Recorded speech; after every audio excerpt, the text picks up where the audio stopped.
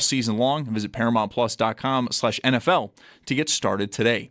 It's your Paddock Chevrolet Sports Update. Paddock Chevrolet celebrating 90 years of being your hometown dealership. I'm Zach Jones for WGR Sports Radio 550.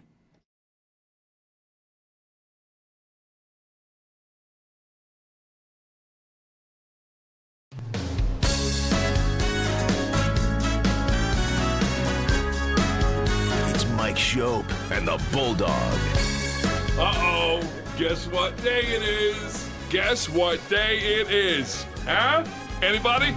Monday, Tuesday, hump day is halfway. It's Mike Schopp.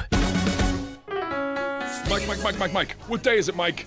And the Bulldog. Hey, guess what day it is? Oh, come on, I know you can hear me. It's Mike Schopp and the Bulldog. Guess what today is? It's hump day. Woo-hoo! On WGR. Hump day! Sports Radio 550. It's on my mind, so I have a temptation to start with our fight, but I think I'd rather leave it for when Sal is on later. Get somebody else's opinion who's sort of in the room with us. Hey, Zach. Rather than what were we fighting about? The bathroom sink conversation. Oh, okay. I think I want to save it.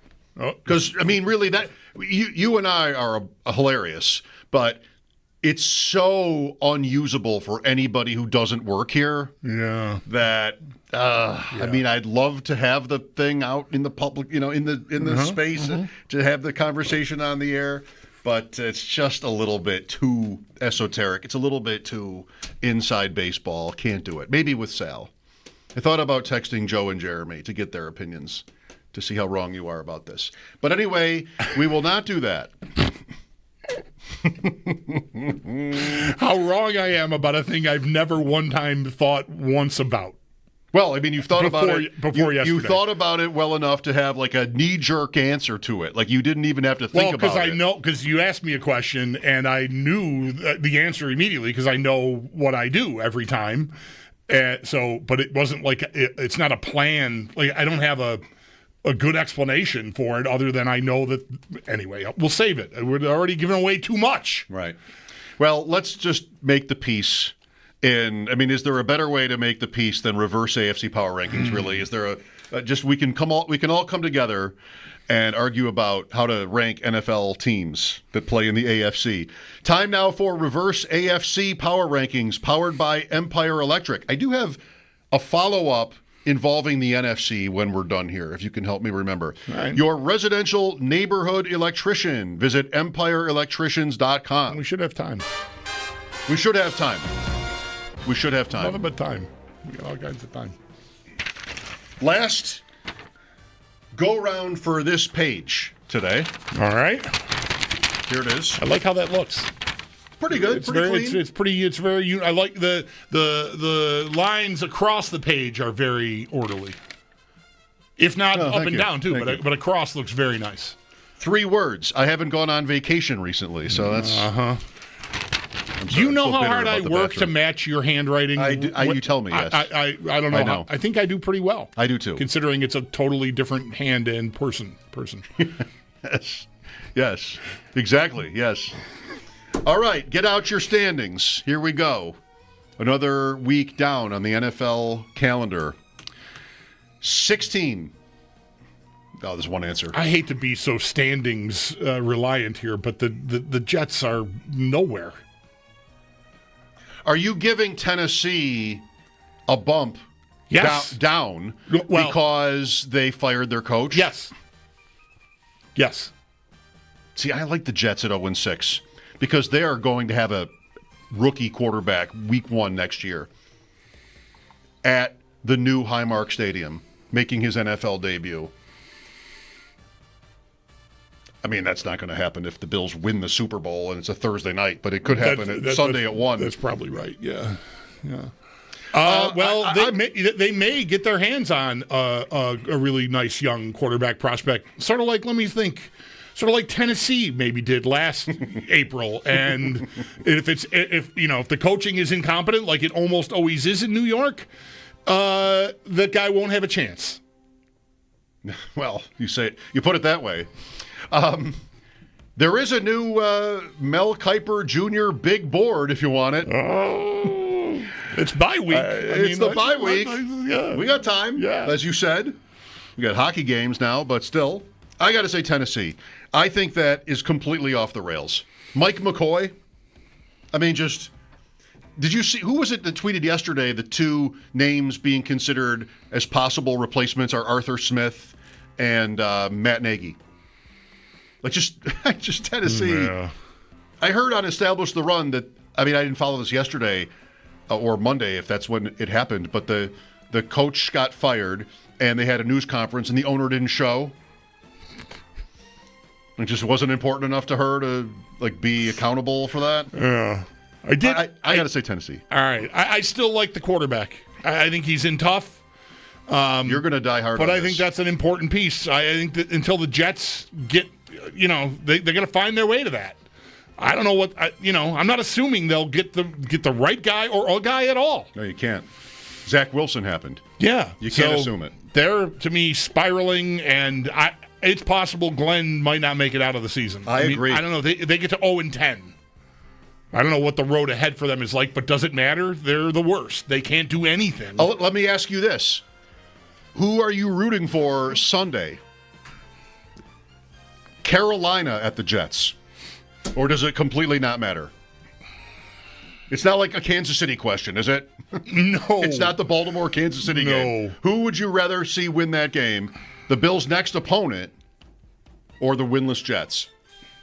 How do you even answer this? I don't know. I don't care. I like the idea of Carolina having a winning record going into the Bills game. Okay. Because, are they good? They crushed Atlanta. They've been, I guess, I saw something, I haven't gone back and checked this, but the home road splits for maybe the team and Bryce Young specifically might be pretty drastic. They're coming off of 2 home games in a row against Miami and Dallas, which is pretty soft. Mm-hmm. So I don't think they're good. Yeah. But they're not 1-5. They're 3-3. The Panthers. I would like the Jets to stay winless, I guess. So I guess I would root for Carolina here. All right. Welcome to the first overall pick, Jets. Anyway, I'm on the Jets. Tennessee. I'm on Tennessee. Okay. Damn it. Good job. Good effort. 15. Oh, well. Does it have to be the Jets here? I don't know that it does. I will say Jets. What are they good at? No. Wearing green. That's the only thing they're good at. Field goals. Wearing green. They're so good at that. They've always been good at that. Field goals. No. I will say Jets. There's another team I thought about here, but the end of the first half is fire everybody. Yeah. The end of the first half is they didn't want to score. It was a close game. They didn't know what to do on offense. The quarterback doesn't even know it's about to be the 2-minute warning. It was a real embarrassment, I thought, in that. They could have won. Just did not have any peak drought Bills. Speaking of reverse, whatever the peak drought Bills is way down at the bottom. And that's peak when it comes to the drought. Whenever that was, Edwards just not knowing what to do on the field and nobody having an answer. Throwing it out of bounds on 4th down. Yes, right, exactly. That's what the end of the first half was in London. Subterranean drought Bills. Gotta go Jets. It's a fair argument for 16. They didn't win. He didn't win, but yeah, I didn't do my best work. 14, Cleveland. Sure. Yeah, I'm fine there. 13. I think I want to say Miami. I want to say Miami too. I think they are Tua and Jalen Waddle away from being the Jets. I think I think everyone there that matters is going to be fired, and if Tua is still there, it's only because of the contract, and someone's going to feel saddled with him, and that will probably impact the quality of the hire you can make, because someone's going to walk in the door feeling like they're kind of stuck, and when does that get fixed?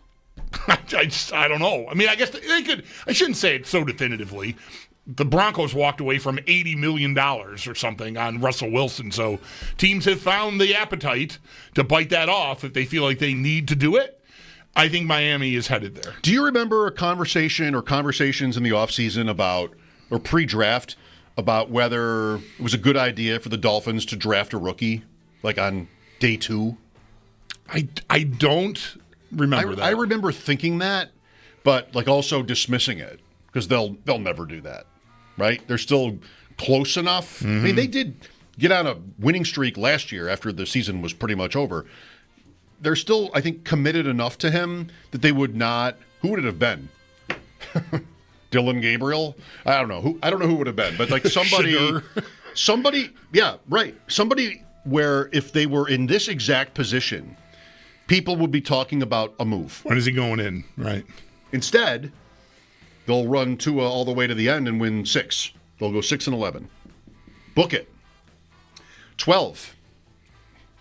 Raiders. Yeah, I like the Raiders where you put Miami, but you guys were too fast. I would have bet Raiders there. Does Pete Carroll coach that team next year? No. Week 1. No? It's one and done? Yep. I think I would bet that.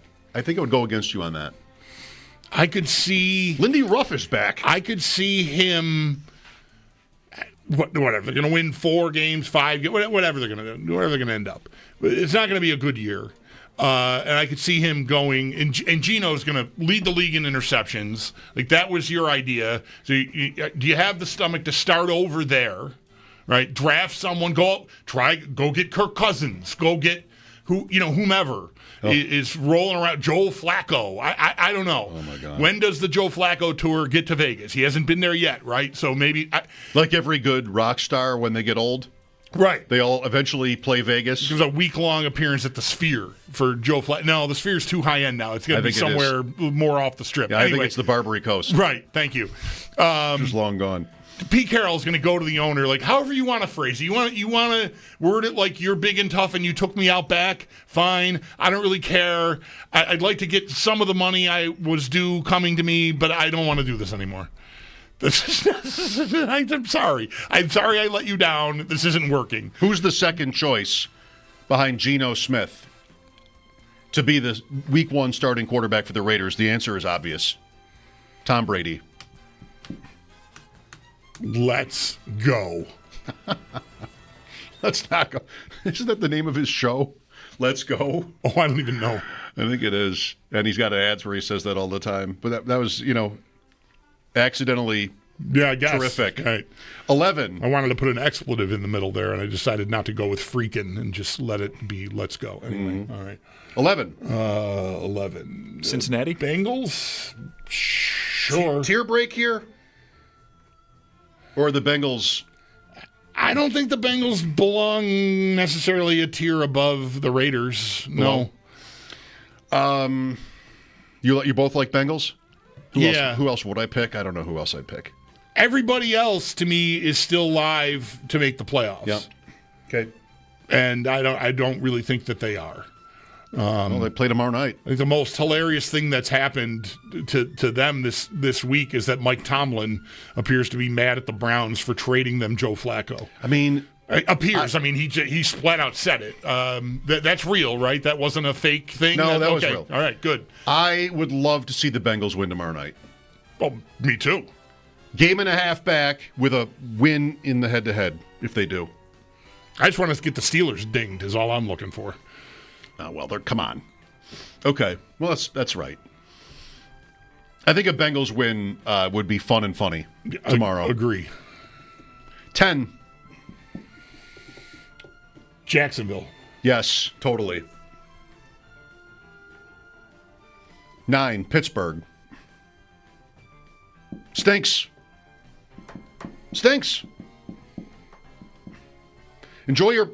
Congrats on your plus 12 point differential. Minnesota is more than double better. Yeah.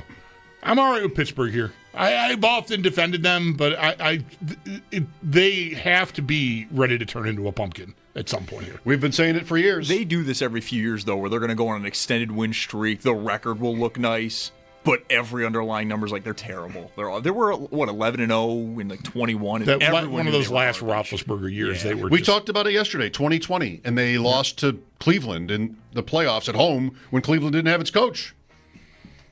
That was the season, I think, right? Yes, that's right. I mean, never wrong, just early. Pittsburgh will eventually be bad. We've been saying that for a decade. I'm good with them at what number 9. are we at? 9? Now it gets good. 8. Houston? Yeah, I think I want to say Houston next. 2 and 3. At Seattle Monday night. Bulldog will be asleep, but I will watch this game for you, and that's kind of interesting. Kick, yeah. 10 o'clock kick Monday. Perhaps the last Monday night 2-gamer ever because of how how ESPN is buying the NFL Network, and it's not expected that they will have Monday night doubleheaders anymore going forward. But we've had what? It'll be 4 and 5 weeks, something like that. Why does them buying the NFL Network preclude them from airing Monday Night Football doubleheaders? I don't know, but I read that. Okay. I forget. Not sure that I'm going to love to know what the connection there is because I'm not sure that tracks for me right now. Well, just have to trust me. 7. I do. 7. Chargers. Broncos. Chargers. Okay, one of those two. You don't care. I don't really care. You switching to L.A.? You coming over? Fine. L.A. at 7? I mean, really, if it's the playoffs right now, who would you rather play? Divisional round. Chargers. 1 versus 4. I would say Chargers, even though I like the quarterback a lot more. I think Denver's defense is sort of terrifying. Denver might have a defensive player of the year back-to-back years since it's a different guy. I'm a little shook by how, in a blender, the Falcons were able to put the Bills up front. Oh, you watched that game? And that wasn't too late? So I think Denver, I know the Bills handled that last year, no problem. They were coming in with, this highly lauded defense, and it was not a problem. I think I would rather play the Chargers right now. I think it's really close. Maybe you're saying that, too. Yeah, pretty much. That's why I said one or the other. I was waffling. I wish I could have switched to Denver because the defense is good, but I really don't care. And Herbert's way more dangerous than Nick's. Like, who lights you up? Nick's will never light you up. Denver beats you with passes to the running back and takeaways and sacks. That's how Denver beats you. The Chargers could really outrace you. Then they're throwing the ball this year. Their results are not so good, but they've got, I guess I want to say, at least 2 really good wide receivers. High picks. Jonathan is working out. I'm pretty shook by the struggle it was for them just this past week and the loss last week. I think those games, recency bias, I feel like that pushes them down below Denver to me. West to east, 1 o'clock, but their 2 starting tackles are also out. They won't get Slater back, back. the year, but Alt is going to come back. Yeah, right. All right, L.A., it is written at 7-6. Denver, I mean, if we were waffling so hard about which order to put them in, I feel like Denver should be next. I'll throw out a name, Baltimore Ravens. Yeah, is Lamar Jackson healthy yet? Because they are still 1-5, and even then, that defense is rough. I want to go Denver 6, Baltimore 5. Make it so. Who does Baltimore have this week? Bye. Bills and Ravens that's are right. on They're bye. on the bye. Okay. Yeah, Only yeah. 2 teams. Right. Next week, fantasy players, 6 teams are on bye. It sounds like they're expecting Jackson back next week, does, though, yeah. right? Mm-hmm. So It has. that's not the same as is he healthy, though? It has, but they're not going to pull the plug at 1-5, right? Like they'll give it another loss or 2. Right, and I would think Chicago he would even feel that. I guess if I were he and we were they, I would feel compelled to sort of push him in. Well said. Even if he's not 100%, right? Like, as dangerous as that can be, your season is on the line. Get out there and do whatever you can. And that's the thing. I mean, you drop to 1-6, you might have an honest conversation of let's scrap it. Right. Let's scrap it. Bye week, home to the Bears, at Miami, prime time, next 2. 4. Bills. No, is that crazy? I'm good with Bills here. New England above the Bills? Wow, really? I can't put my name. I shouldn't say I can't. I don't want to put my name on that. So I want to object to New England being above the Bills. No objection has been noted. I think overruled. I think New England goes. I would want New England next. Yeah. I know they beat them head to head, but come on, they play 10 times. What are we talking? 7 Bills wins, 6. I know they're already in a 1-0 hole or 0-1 hole here, but come on. I think it's just, for me, it's the talent right now for the Bills. I don't know what that defense will even look like when everyone's healthy, the suspended guys come back. I also don't really know if a trade for Jacoby Myers is going to really change the identity of the offense all that much. Who's trading for Jacoby Myers? The Bills. Oh. Where with New England, like they got the juice from the quarterback playing incredibly well. All right. Well, if I'm outvoted, I'm outvoted. I want to go to New England. I'm going to pivot to New England. Yeah. Okay. Is that allowed? I mean, it works for me. I did not want this to end up with New England rated below 3 Bills. 3 Bills. Yeah, sure. 2 Chiefs. Colts. Well, Colts. Chiefs are 1. Well, is it a group? I can do that. Colts 2? Yep. I sort of like that. Last week, my idea was I don't want Tennessee to be last because I like Cam Ward. I did not say it at the outset of this exercise, but I thought it would be really fun if the Chiefs ended up 1. Fun? Yeah, just clicks. Yeah, sure. We're all reaping just raking in the money on the clicks. The reverse AFC power rankings clicks. All that ad revenue. Quick follow-up question in a moment. Reverse AFC Power Rankings on WGR, powered by Empire Electric. Your residential neighborhood electrician. Visit empireelectricians.com. Yes, the game is a week and a half out. Where would Carolina land on this list? Maybe just above the Raider Bengal tier. I think I wouldn't put them ahead of any of the teams that I think are live for the playoffs in the AFC. Or below. However, They yes. beat Miami. Close. Yeah, they might not be favored.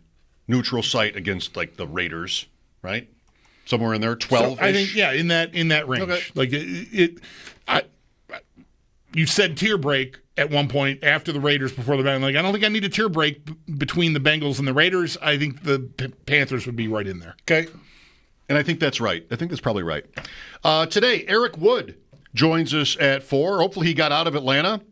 I mean, he had a tough time getting in. He got in, and he had a tough time getting out.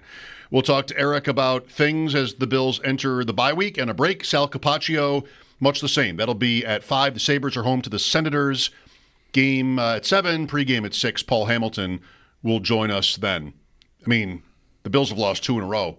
Yesterday, fans were, banging on the door to tell us what they think the problems are.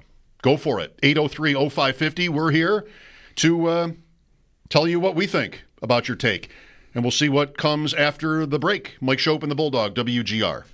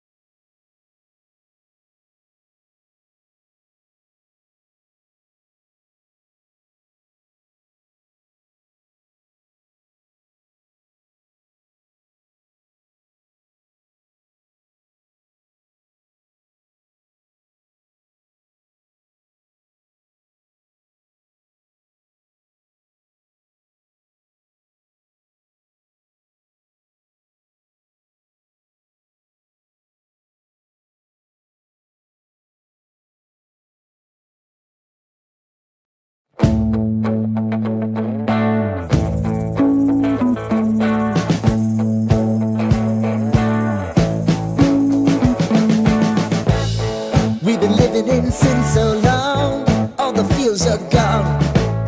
Fella stopped me on the street last night, said everything's alright. Roller coaster, make it through the day upright.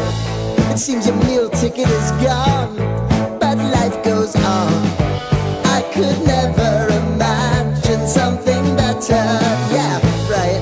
Now you're cooking on high heat in the middle of the street. Roller coaster, take me to a better time. Let's go. All sing your high line with the roller coaster of life. Yeah. It's time to all choose your timeline on the roller coaster of life.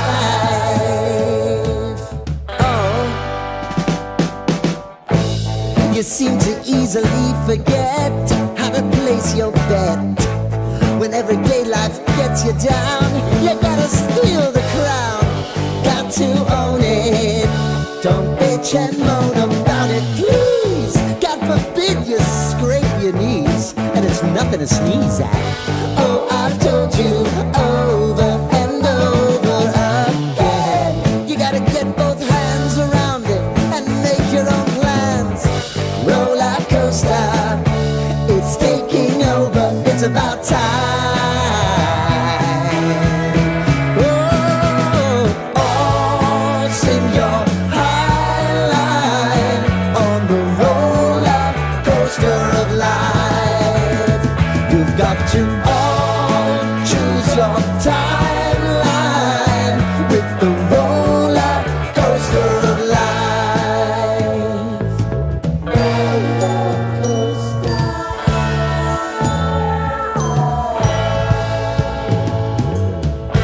I want to go down the rabbit hole, down the rabbit hole of life.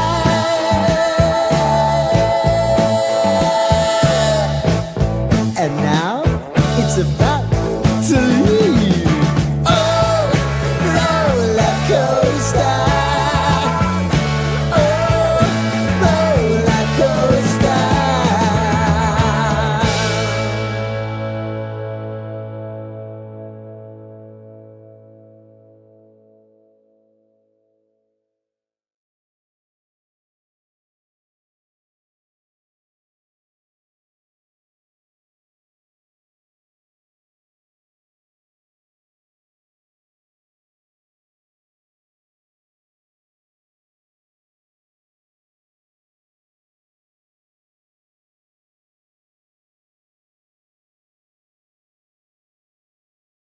Where is the guy who's like, man, that guy that you're saying, hey, in crunch time, this is who we got to go to? To me, it's James Cook, and I'm finding a million ways to get him the football. I think you even look at like San Francisco and what they do with Christian McCaffrey. I think of the big moments of the Bills in the playoffs in the years past. I think of the big moments and big games for them. To me, it goes back to not just a Josh Allen crazy play, big runs from James Cook, big possessions where they give the ball to him a lot and they get some momentum and get going offensively, and it opens everything else up for him.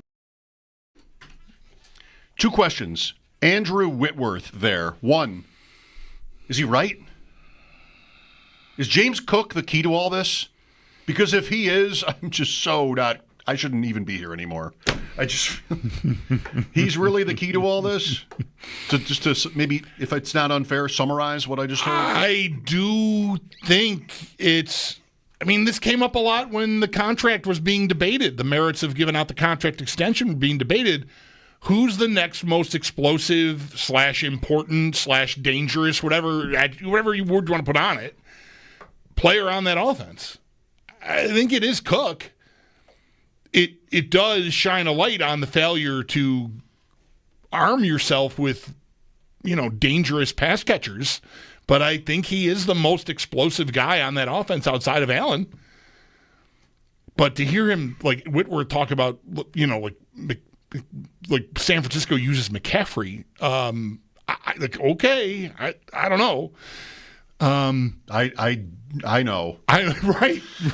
Okay. I'm being nice with I don't know. That sounds a little nutty to me. But do you think of the Bills' playoff success over the last 3 years being James Cook related? There's the play in Kansas City. He was okay. I don't need to say the same thing every time. Question two. Where does it sound like when you listen to Andrew Whitworth right there, he's from?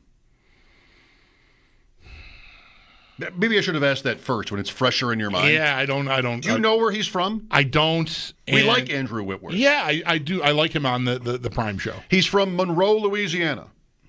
Okay.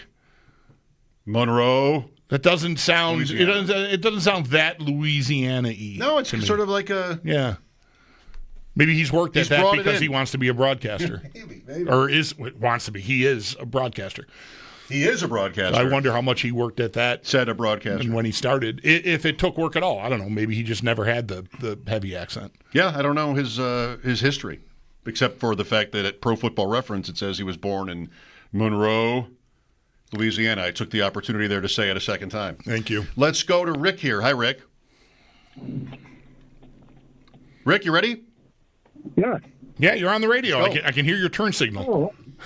Oh, okay. I was just, I've watched all the games. I've been a Bills fan for 50 more years, but the pass defense seems like they're totally lost. They don't even know they have no idea what's going on, whether it's short pass or long pass. I don't know if it's, who calls the defense on that, the middle linebacker or the safeties?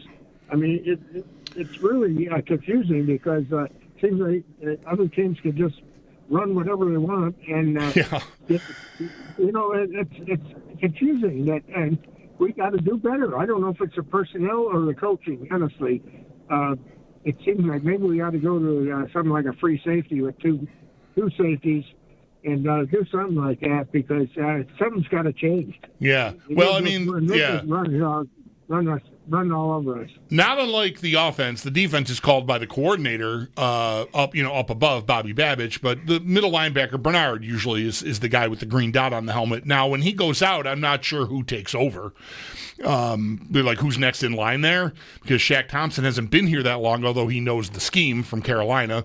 And they already do have two safeties out there. But your premise, I agree. Like I heard Tasker and Brownie talking about this, if not yesterday, today, one of the days on the way in, that a lot of their defense right now looks like guys are going to where they're supposed to go and like carrying out their assignments, and then just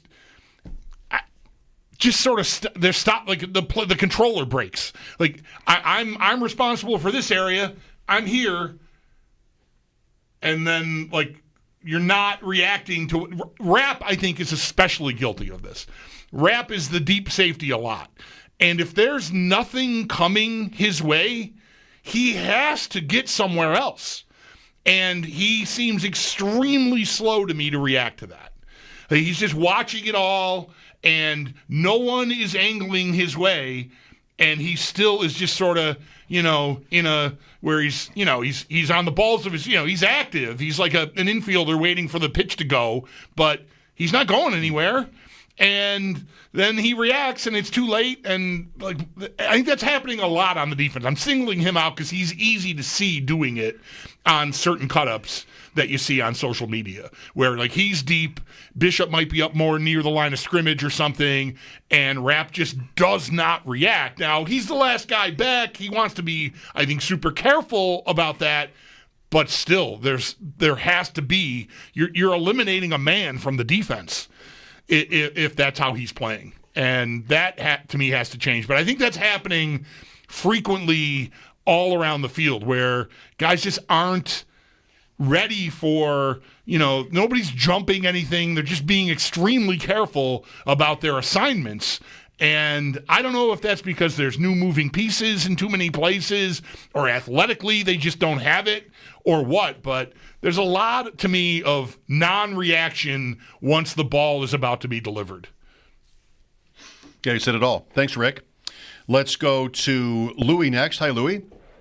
Yeah, thanks for taking my call. You know what, guys? I've listened to you guys for for a long, long time. I visited the Bulldog when he had his own show for many years. Yep. And I'll say something. I've been watching this game. I'm not a coach or I'm not a professional or anything like that, but you know what? I used to watch Jim Kelly throw the bloody ball all over the field to Thurman Thomas, and we never complained about him being misused or not or whatever. James Cook is the second best weapon that we had by far next to Josh Allen. Why in God's green earth are we not throwing the ball to him? Because he's not good at it. Pointing the finger right at Joe Brady. He's not good at it. Yes, he is. Not really. He's good at catching the ball. He's okay. He's okay. I mean, I think of him dropping big passes more than I think of him making big plays. When was the last time we threw the ball to him consistently? What's consistently? What's consistently? I'd say about at least 5-6 times a game. I don't know. Ever? Did they ever do that? If not more. I mean, James Cook was a great back catching the ball in college. Not really. He was really good. Well, did he not fumble the ball when he was a running back too? I think he's good. We got to do something. At least try to give him the ball. He's the second best weapon. You'd agree that he's the second best. I just said the exact same thing. Yes, I think he is that right now. And I'd be open to seeing. I think on Monday night, their inability to handle the blitz that they had to know was coming. I mean, I recognize that the Falcons had, an extra week, and maybe they had a bunch of tendency breakers, right? That different blitz looks, like looks that previously this year hadn't been blitzes, were whatever. They could have had a leg up on the Bills because of that. But the bottom line is, that they're aggressive that way, and it's coming. And I just don't think the Bills had enough of a plan in place, aside from keeping an extra guy in on the first play of the game. That worked, by the way, to hit the long one to Palmer. They just didn't have, and to me, the running back catching passes is a pretty reasonable antidote to a blitz-heavy scheme. And they just never got there. I want to be able to produce a chart, but I don't have one sitting on my lap here. He has 109 catches in 55 career games. That's not even 2 a game. They've never thrown the ball to James Cook, consistently. Why? He might not be as good at it as you think. Big drops. It's all right. Just like everything with him. It's fine. It's also, I want to say, correlated to Allen running. The statues throw the ball to the running back in the flat because they can't move. So they leak out Kyron Williams, and Matthew Stafford's like, go, because he's not running. I mean, he's not running ever. Just one example. Allen is going to run on those plays. They don't want to flip the ball to James Cook on 1st and 10. They want to line him up in the eye and run 3 tight ends out of the field and get 5 yards that way, which I don't disagree with. I feel like that's relatively effective. So there's really no need for... He can be the second best, most explosive player on the team. Every team literally has a second most explosive guy. It doesn't really tell you what you want to know, which is like, all right, well, what does that mean? What can I do with this? If the Bills wanted to have Josh Allen not run anymore, then okay, I can throw 4 or 5 targets a game to James Cook. I can do that, but I think I'd rather have Allen run. That's just me. Sean is next. Hi, Sean. Hey, how you doing? Good. I guess what I want to say is, when you asked the question earlier, what the problem is, the offense. The offense scares me. We have some problems, but I feel like they can figure it out. If they're on, we can stay with anybody, regardless of having a number 1 receiver or not. They find a way to get it done most days. The defense, to me, going back, we've just gotten softer every year. Going back to even before the 13 seconds of Kansas City, I feel like we've gotten softer each year. We've never had a real good identity as a defense, and we're struggling for that. For somebody who's supposed to be a defensive guru, I would hope he would have figured it out by now. I'm not saying he should be fired. I'm not saying any of that. I'm just saying I don't understand what the problem is, and that's what I'm struggling with, is why have they not been able to figure it out better than they have so far? That's my opinion, for what it's worth. Well, for me, it's like this. I don't think McDermott really needs to be questioned, deserves to be questioned when it comes to coaching defense. Don't we know? Hasn't he proven that? Didn't he get the job through that? Do we really think like he just doesn't know play calls or schemes or how to game play? Do we really think that? I really don't think that. They have had significant changes. They went years with 2 stellar safeties on the field every play for like 5 years in a row. They never even took a playoff, Hyde and Poyer. Well, they're gone. And then last year it came down, and this year it's about the same or worse. Trey White is old. And then you can get to Milano here. You can get to Oliver missing a month. He was back. I mean, there's a list. And how good is Bernard without all that support around him? That's right. All that other stuff. Like if you're looking for him to lift everyone up, that might be a mistake. I don't know that he's that good a player. Like he looked extremely valuable when he landed, but he was in a pretty cushy spot. They were very stable all around him. Yes, and their first-round pick has not seen the field yet because he's injured, which I can't and won't blame them for. Like that, he would be on the field all the time if he weren't injured. Hairston doesn't mean he has to be good, but like that was their move. They needed a corner, they drafted one, and he got hurt. I mean, I feel like that they deserve that benefit of the doubt with him. So I don't know when he plays, but they could use him, right? We could agree on that. They could use him for sure. All right, let's take a break. Eric Wood coming up at 4. Mike Schopp and the Bulldog, WGR.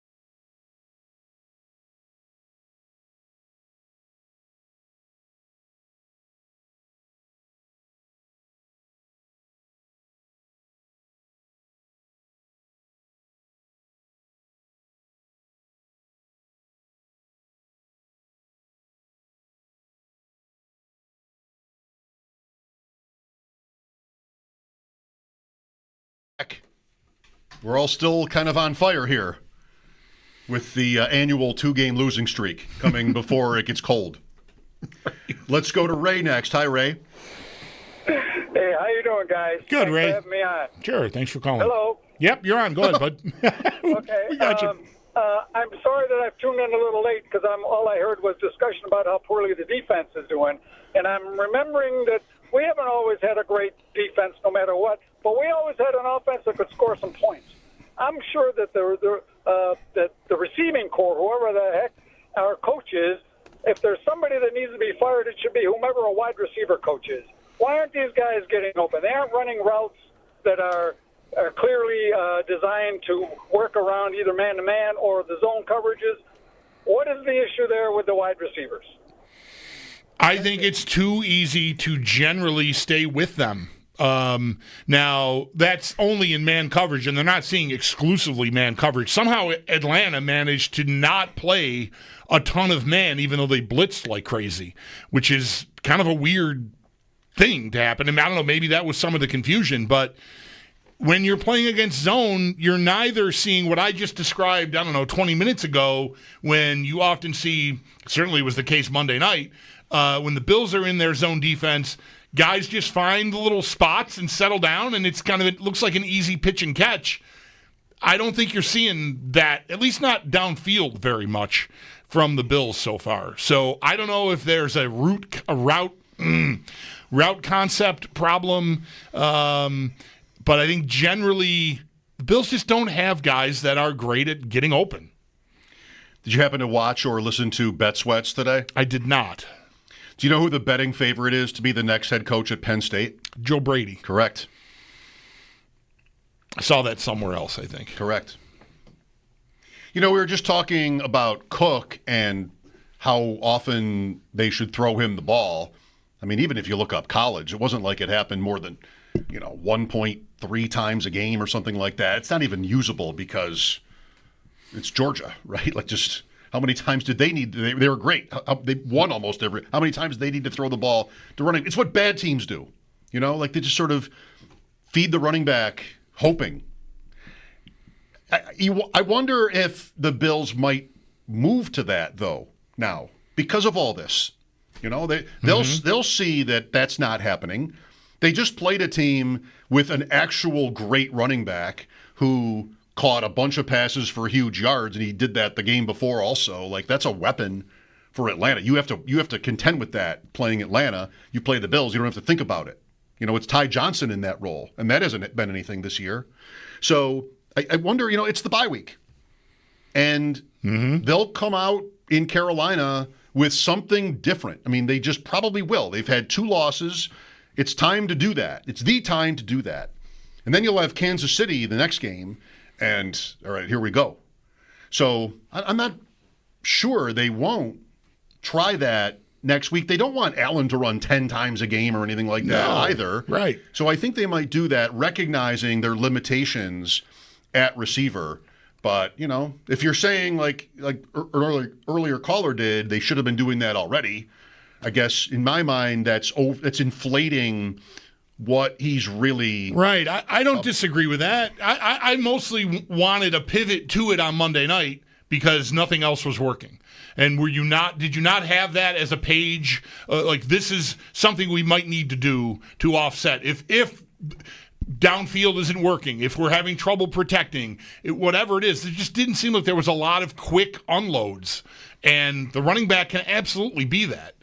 And they just didn't even try it on Monday night. And I think that's a big miss. I also don't want to build, the slope gets slippery really fast. That's right. Because you're building your entire offense around your running back, and I never wanted to be that team. But if your choices and you're into a season here and you've got who you've got on your team lead you to that, then I think I might have to take it out for a spin because I don't know what else really to do right now. I mean, the Jets throw the ball to the running back a lot. Right, yeah. Is that what we want? Was that really how they're going to win a championship? They might not have a better move, though, a better chess move. Like that's also the point here. Eric Wood next. We can ask Eric about this. Wonder what he would say. I guess we'll find out. Mike Schopp and the Bulldog, the Sabres home to Ottawa tonight. Pregame at 6 here on WGR.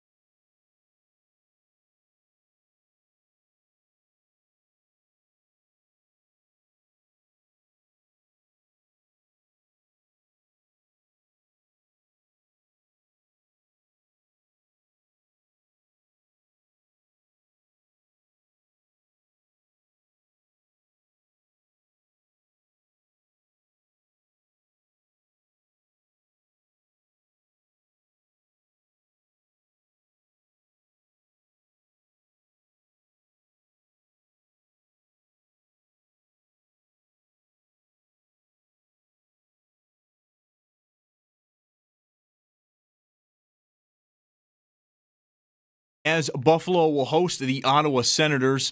Game time at 7 p.m. pregame right here on WGR, an hour before that at 6. Zach Benson will make his season debut, while Yuri Kulik also expected to be in tonight's lineup. Alex Lyon is going to get the start in net, while for Ottawa, no Brady Tkachuk. He is expected to be out at least 4 weeks with a hand injury, though Tkachuk is getting a second opinion. We'll get those results probably within the next 24 to 48 hours. Light night, though, overall in the NHL, just 3 other games. Panthers at Detroit, also at 7. Florida, though, has another big injury. Defenseman Dmitry Kulikov going to miss 5 months after undergoing surgery to repair an upper body injury. That is the Sabres' next game, as they will host Florida on Saturday. Then 2 games at 9:30. The Blues host Chicago and Utah. They have the Calgary Flames in town. Over in the NFL, a couple of players have been placed on IR. Commanders wide receiver Noah Brown and Bengals tight end Mike Gesicki. We've also had some practice windows open up as well. Titans D-tackle T'Vondre Sweat and Cardinals D-tackle Walter Nolan. While in baseball, Game 3 of the ALCS is tonight. Mariners do hold a 2-0 series lead as they host Toronto. George Kirby and Shane Bieber are expected to get the starts tonight. It's Paddock Chevrolet Sports Update. Paddock Chevrolet celebrating 90 years of being your hometown dealership. I'm Zach Jones for WGR Sports Radio 550.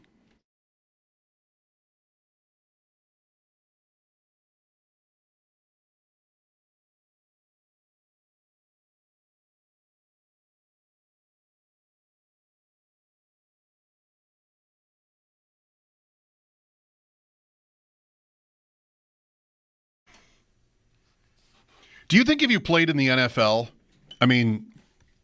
have played in the NFL in the past, yeah, you would have your Pro Football Reference player page open all the time? Like, would you have a tab that would just never leave your computer of like the record of your career? Would you do that? It seems unhealthy. Yeah, no. I don't think while I was playing, nor certainly after. No, all right. No, I don't think so.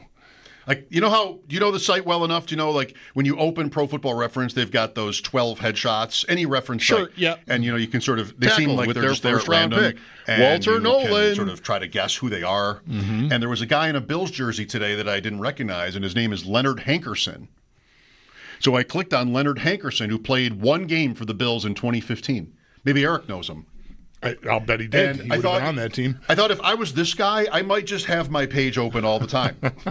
Just to sort of bask in the fact that I was in the league. But I don't know. Probably not, again, healthy to do that. Eric, did you make it out of Atlanta? I did. Yeah, I made it out of Atlanta. That traffic down there is something serious. I know we talked on the pregame. Yeah. But, it's between Louisville and Buffalo. I'm not rushing to sit in traffic like that anytime soon. Was it an adventure getting out yesterday? It was, but it was kind of self-inflicted because I ended up staying down there and playing golf at a pretty rare golf course down there to get on, and then I decided I think I could make an earlier flight and get home sooner, and so yeah, it was kind of an adventure getting out, but I just made it. We had no issue rescheduling you to today, so we're happy to have you today. Monday night, Eric, it might not surprise you to learn our phone lines are flooded since yesterday at least. Fans are concerned, and it's 2 losses in a row, which we've seen before. How concerned would you be about the overall here, just generally speaking, about how the season has gone or is going? I definitely have my concerns. I don't have a lack of faith that we can get it turned around, but I certainly have concerns. And some of the concerns that we had going into the year are coming to fruition. And then there's injuries and kind of the unknown of, what's Hoyt going to be? We're putting a lot of stock into him coming back and changing things. And Ogunjobi, at least another body at defensive tackle is strong, and he's had good moments in his career. And what's he going to look like when he gets back out there? And other guys that a Max Hairston, can he make an impact on this defense if or when he comes back? So we're putting a lot of stock into some of the unknowns, but I do have faith that they'll figure it out. And I just think every year is different. Even if you have a lot of continuity and a ton of experience and you've been to the playoffs and won your division 5 years in a row, every year is different in the sense that, you get a few new faces on either side of the ball, and certain schemes may or may not work. You can have different struggles. Players can have different struggles than they've had in years past. And so, I think it's a situation of us figuring all those things out. The last couple of weeks, we've had some really untimely penalties that, maybe they're an anomaly and maybe it's a lack of discipline, but that last game, we jump off sides, or we're lined up off sides on a sack right before that 81-yard Bijan run. If it's second and long, does that run happen later? Maybe. The fumble on the first play of the game where we're lined up off sides, does that, change things if we recover that? And so, I looked earlier today before doing One Bills Live, and it's us and the Chiefs tied for the best odds to win the Super Bowl, as most expected heading into the season, but it's, been different paths maybe than some would have thought. For sure. The Chiefs went through some version of what the Bills are going through now, right off the hop of the season. And their offense looked all out of sync, but then they got Worthy back and things seem to be going much more smoothly there now. Eric, in the last half an hour or so, we were talking about the defense and the comfort level that there would have been for everyone involved with Hyde and Poyer back there, as sturdy and strong and excellent as they were for as long as they were. And, last year came and went, and they got by. They made it, just as far as they ever had when those guys were back there. So, okay. I think it was during your segment on One Bills Live when I was on my way in, I heard the three of you, Chris and Steve and yourself, talking about just the way the zone defense looks right now. And I don't know if it was you that made the point or Steve, that there's just not a lot of reacting. Guys are getting to the part of the field they're supposed to cover, that they're responsible for, but they're not reacting to anything really quickly enough anyway. I shouldn't say not reacting. I mean, I'm sure they're getting there eventually, but it seems a little slow. The whole thing just seems a little slow. No, I'm with you. And, whether that's, a lack of experience on the back end where in time they start, getting some of those breaking routes, whether it's been how bad we've been against the run, so our linebackers are up, sucking up into the line of scrimmage more. At times the pass rush hasn't been the issue. Other times, so certainly some pressure on the quarterback could have helped those guys on the back end, but there's other times where guys are winning quick. Bosa, I'm watching him throughout the game have an opportunity to make plays, but there's wide open guys in the zones where they're able to hit them. And then you hear from Sean McDermott in his yesterday, I believe, when he said, they asked him about the second half adjustments, and he said we ran more man-to-man. And so, kind of what I was saying where, you got to figure out your team each and every year, even if you do have continuity. This might become more of a man-to-man defense where we got to get in people's faces with man defense because we're just, I don't know, there's those throws across the middle right behind the linebacker seem too easy. And then there's other times where guys are just sitting in soft spots of the zone where it's almost like, man, I'm so afraid I'm going to make a mistake. So I'm just going to get to my spot. And as long as someone doesn't come here, I'm not going to be at fault here. But when you play like that, you're not going to make plays either. Right. It happens offensively that through 6 games, the numbers have pretty much come down every week. Not exactly a straight line, but points and yards, it's mostly correct. We've been talking about, among other things on the Bills' offense, that subject is James Cook, and there's always a conversation to be had about his usage. And there's also, whether they should throw to him. I think, Eric, that generally, I feel like if my running back is catching 4 or more passes a week, I'm probably a bad team. And my quarterback just doesn't run. I think there are probably lots of plays where it's 3rd and 4 or something, and Allen's just going to go. It's that if Cook is even on the field on a 3rd down play. Do you have a feeling about just how that part of their offense, what it is or isn't? And might it be something that because it's the bye and they've lost 2 games, or maybe something else here for you is what they turn to try to get better results on offense? No, I'm with you. Yeah, I'm not saying they need to split out James Cook and use him as a slot receiver because look at him. He's such a good athlete.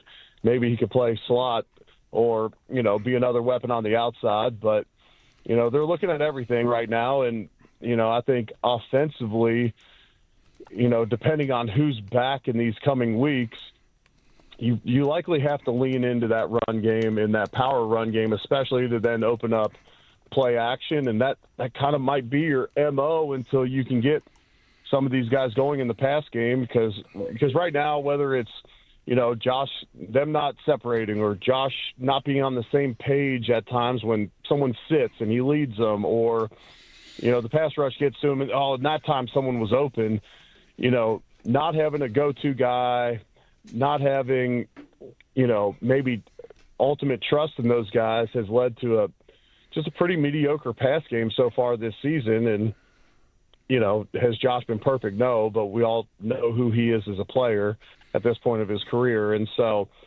how do you get that pass game going until, Keon grows up and becomes who we hope he could be, or you get Palmer back, or, add somebody, or Gabe Davis, whatever it may be, you might have to lean into that to then open up the pass game. And whether it's going back to some RPO type stuff that have worked in the past or whatever it may be, they're gonna self-scout hard this week and say, here's where we're at. And I'll say this right now, and I said it on One Bills Live earlier, I'd like to see them move Keon around more. See what you got in him. I mean, I'm not saying take all of Shakir's slot reps away, but move him around so he's not just getting stuck on the team's, number one cornerback on the opposite side and then throwing him kind of 50-50 balls along the sideline. I'd like to see him involved more, whether it's motion or similar to the first play of the game where we throw it to Palmer off a play action. I'd like to see that be Keon on those routes just to see what we got. Yeah, that sort of dovetails into what I wanted to ask you about next, and it was them not having seemingly a pivot to handle Atlanta's blitz. I mean, it seemed like, the first play is a good indicator. They kept, I think, one of the tight ends stayed in to chip, and so there was extra effort to slow the blitz down, and they got the look they wanted, and they threw it down the field. But that takes a while to develop. They didn't really ever have those quick-hitting, hot-type reads baked into their game plan. And I think that's kind of weird considering that Atlanta came in with the reputation of being the heaviest blitz team in the league. I don't know. What do you think was going on there, and is there room for that? Because I would think other teams are going to look at what Atlanta did here and feel like, all right, we can handle them on the outside, and we'll just send 5 and 6 and see if they can handle it. So I think they're going to have to find a pivot pretty quick. Yeah, I think so too. It's a copycat league, and I wish I had a better answer other than, I don't know per se what was called to, right. know if it's Josh in those instances or it's the receivers and Josh is looking his way and he's not sitting in the correct zone off the hot, or guys on the outside aren't recognizing the blitz to then break the route where they needed to. Just being completely honest, I can speculate, but, it'd be probably even a less than 50-50 shot that I'm right.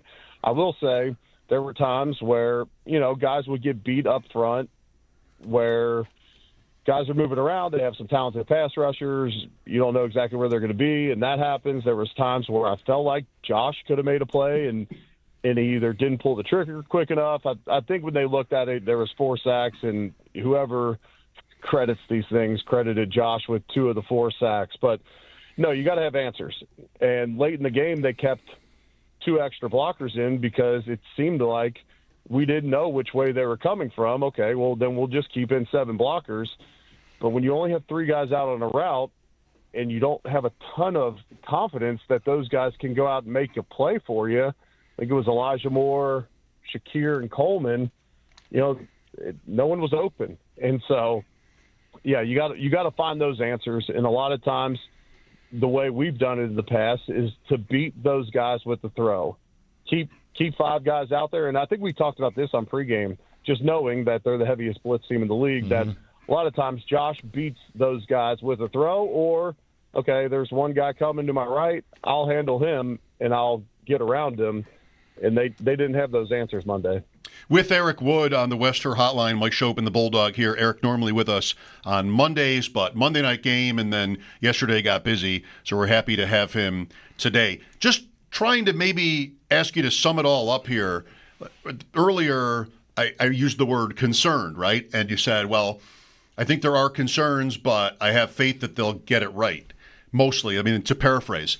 And this is another year. It's been actually every year since 1991, but all of these Allen McDermott years, they've lost 2 in a row at least once. Does it feel like, would you want to point to other years where we might have had some of these same kind of more heated sounding conversations? Even last year after Houston, Allen completes 9 passes in Houston last year, and like for very small yardage. And maybe it was just like this. Does that sound generally right, or do you feel more like this year is different in certain ways? No, I feel like that's generally accurate. You know, I think we've had similar conversations in the past where they've figured it out. To me, the defense is kind of an unknown to me right now, just because we haven't seen Hoyt and Ogunjobi in Bills uniforms, and if they shore up the back end of the defense more and these guys grow and, you know, play better on the back end, does that free up a Bosa, who we haven't seen in, you know, towards the end of a season in a Bills uniform or playoff time? Does he become a game wrecker? There's a lot of unknowns. So I do feel like this is a similar conversation than, you know, that we've had coming off back-to-back losses the last 5 years. This one, to me, more unknowns on the defensive side of the football. Okay. Eric, who is putting you on the spot here? Maybe the answer is the Bills, which would make it easy. Who is the best team in the league right now?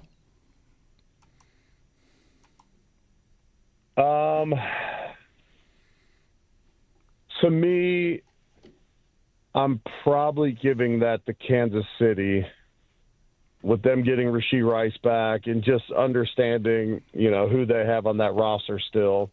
I certainly would put the Bills up there. Like the Indianapolises and that of the world, to me, I don't know. I just feel like, I'm not saying Daniel Jones is going to turn into a pumpkin, but I don't. You're kind of waiting for it to happen, though, aren't you? I am too. It could happen. I am. I like the Rams. I like the Rams. I think they got a good squad. I think defensively that young talent that they have is special. I'd probably say Kansas City, though. Who do you guys got?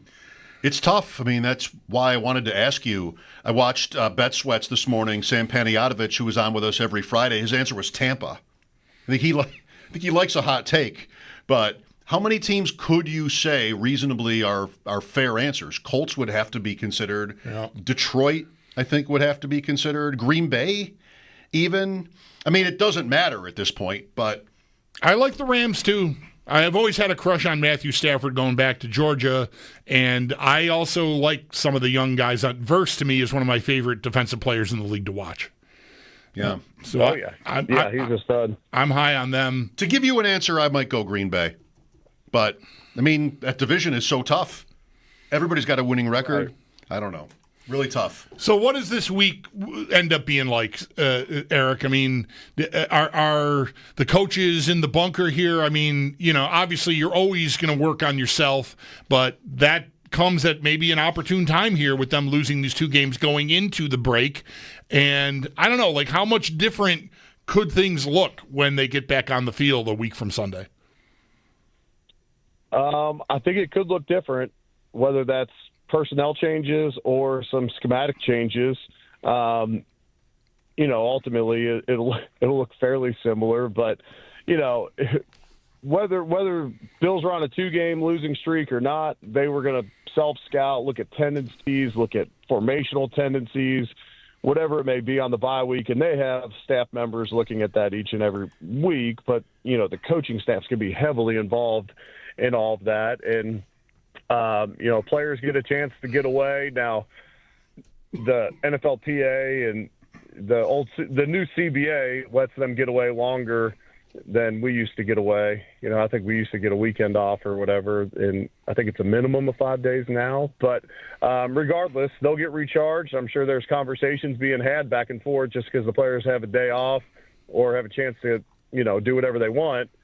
Doesn't mean that your position coach isn't going to be sending you clips and we need to work on this and get ready for this when we get back. So I'd assume there's a lot of communication going on because, this is a team that everybody in that building understands the window that they're currently in. It's not just Bills fans that are sitting here saying, hey, this is our window. The AFC seems more open maybe than it's been in a while, and maybe the league in general, they're seeing that too.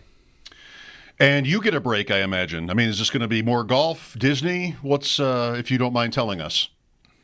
No, it is more golf. A buddy of mine belongs to a club down in Nashville, so I'm going to a member guest. But I'm bringing my wife with me. They have activities for the wives, so that I'm sure she wouldn't have cared if I went regardless, but we get to spend some extra time, just us two, this weekend. Have your kids grown out of Disney?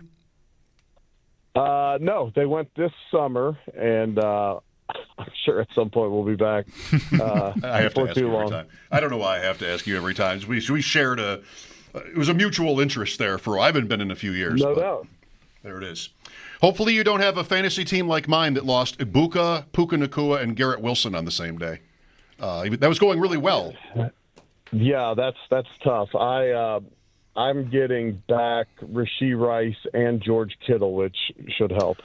That definitely should help. If you've made it this far in your fantasy season alive with Rice on that bench, that's pretty good. And most, as Bulldog would tell you, most leagues, most sites don't let you put him on IR. Like he was not injured. No, I didn't. Yeah, good. Correct. Well, I'm glad you made it out of Atlanta. Thanks for today. Enjoy your break. Absolutely. Appreciate it. You guys have a great week. Thanks. All right. We'll catch up with Eric after the Carolina game next on our show. His appearance here on WGR today brought to you by Northwest Bank. For what's next, get started at northwest.com and by Northtown Kia, Western New York's #1 Kia dealer. Shop at northtownkia.com. Is this me bragging? Sort of about what? Passive-aggressively bragging like Pete Overzet accused me of the one time when we decided to bench Justin Jefferson. I got to decide between Jefferson, Chase, and some other great player or whatever it was. I don't remember. Yeah. It was Wilson, Ibuka, and Jefferson, maybe? It wasn't Wilson. But, yes, I think that's probably what I'm guilty of here. It was a bad week for receivers. I mean, Nacua was headed toward a record season. Ibuka was the offensive rookie of the year, and Wilson was somehow putting up huge games despite being on the Jets. That's pretty incredible. And now they're all going away, at least for a week. I mean, that's not official, but I think it's almost definite. Well, it is official on Ibuka. I think they're almost definitely all going to miss Week 7. Tough one. Mike Schopp and the Bulldog here at 803-0550. We'll have Sal at 5. The Sabres tonight at home to the Senators. We'll look for your calls again after this here on WGR.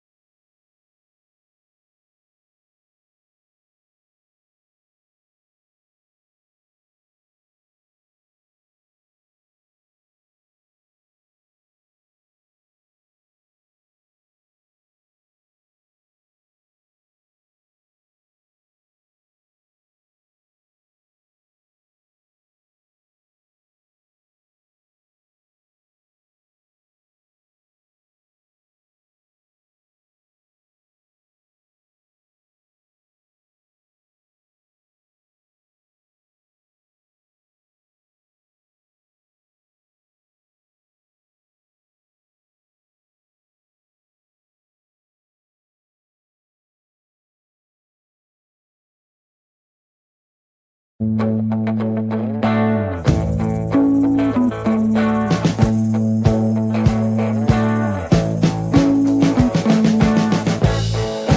living in sin so long, all the feels are gone. Fella stopped me on the street last night, said everything's alright. Roller coaster, make it through the day, alright. It seems your meal ticket is gone, but life goes on. I could never imagine. Sabres game night tonight. Buffalo does play host to the Ottawa Senators. Puck drop at 7 p.m. Pregame right here on WGR at 6. Zach Benson's going to make his season debut, and Yuri Kulik also expected to be in the lineup. And then in net for the Sabres, Alex Lyon will get the start. For Ottawa, no Brady Tkachuk. He is expected to be out at least 4 weeks with a hand injury, though Tkachuk is getting a second opinion. We'll get those results likely within the next 24 to 48 hours. But it is overall a light night in the NHL. Just 3 other games. Panthers at Detroit, also at 7. Florida, though, has another big injury. Defenseman Dmitry Kulikov out 5 months. He just underwent surgery to repair an upper body injury, and that is the Sabres' next game after tonight. They will host Florida on Saturday, and then 2 games at 9:30. The Blues host Chicago, and then Utah. They have the Calgary Flames in town. Some news in the NFL. Trey Hendrickson is questionable for the Bengals. They take on Pittsburgh tomorrow night for Thursday Night Football. Panthers linebacker Patrick Jones' season is over after suffering a back injury. And the Chargers, they are opening up that 21-day practice window for edge rusher Khalil Mack. While in baseball, it's Game 3 of the ALCS. Mariners do hold a 2-0 series lead. They host Toronto tonight. George Kirby and Shane Bieber are your starting pitchers for this evening's matchup. It's Paddock Chevrolet Sports Headlines. Paddock Chevrolet celebrating 90 years of being your hometown dealership. I'm Zach Jones for WGR Sports Radio 550.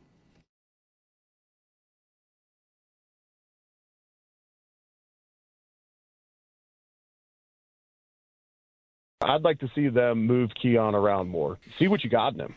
I mean, I'm not saying take all of Shakir's slot reps away, but move him around so he's not just getting stuck on the team's number one cornerback on the opposite side and then throwing him kind of 50-50 balls along the sideline. I'd like to see him involved more, whether it's motion or similar to the first play of the game where we throw it to Palmer off a play action. I'd like to see that be Keon on those routes just to see what we got. Eric Wood just before. I mean, I'm not going to push back on Eric with this stuff. It's the kind of thing that sounds like you really don't know if you've got it. You know? Yeah. It reminds me of running backs in the summer when coaches are always telling you they're going to line them up all over the formation, right. And then they never do. Yeah.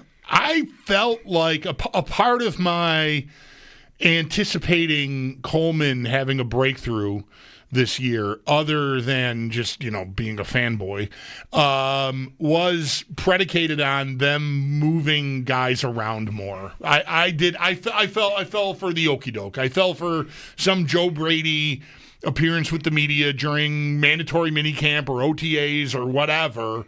Maybe it was even training camp where, we know we've got the Khalil doesn't have to always play inside. He can play outside too. And so we have some flexibility there. And I thought that was, I bought that, I guess.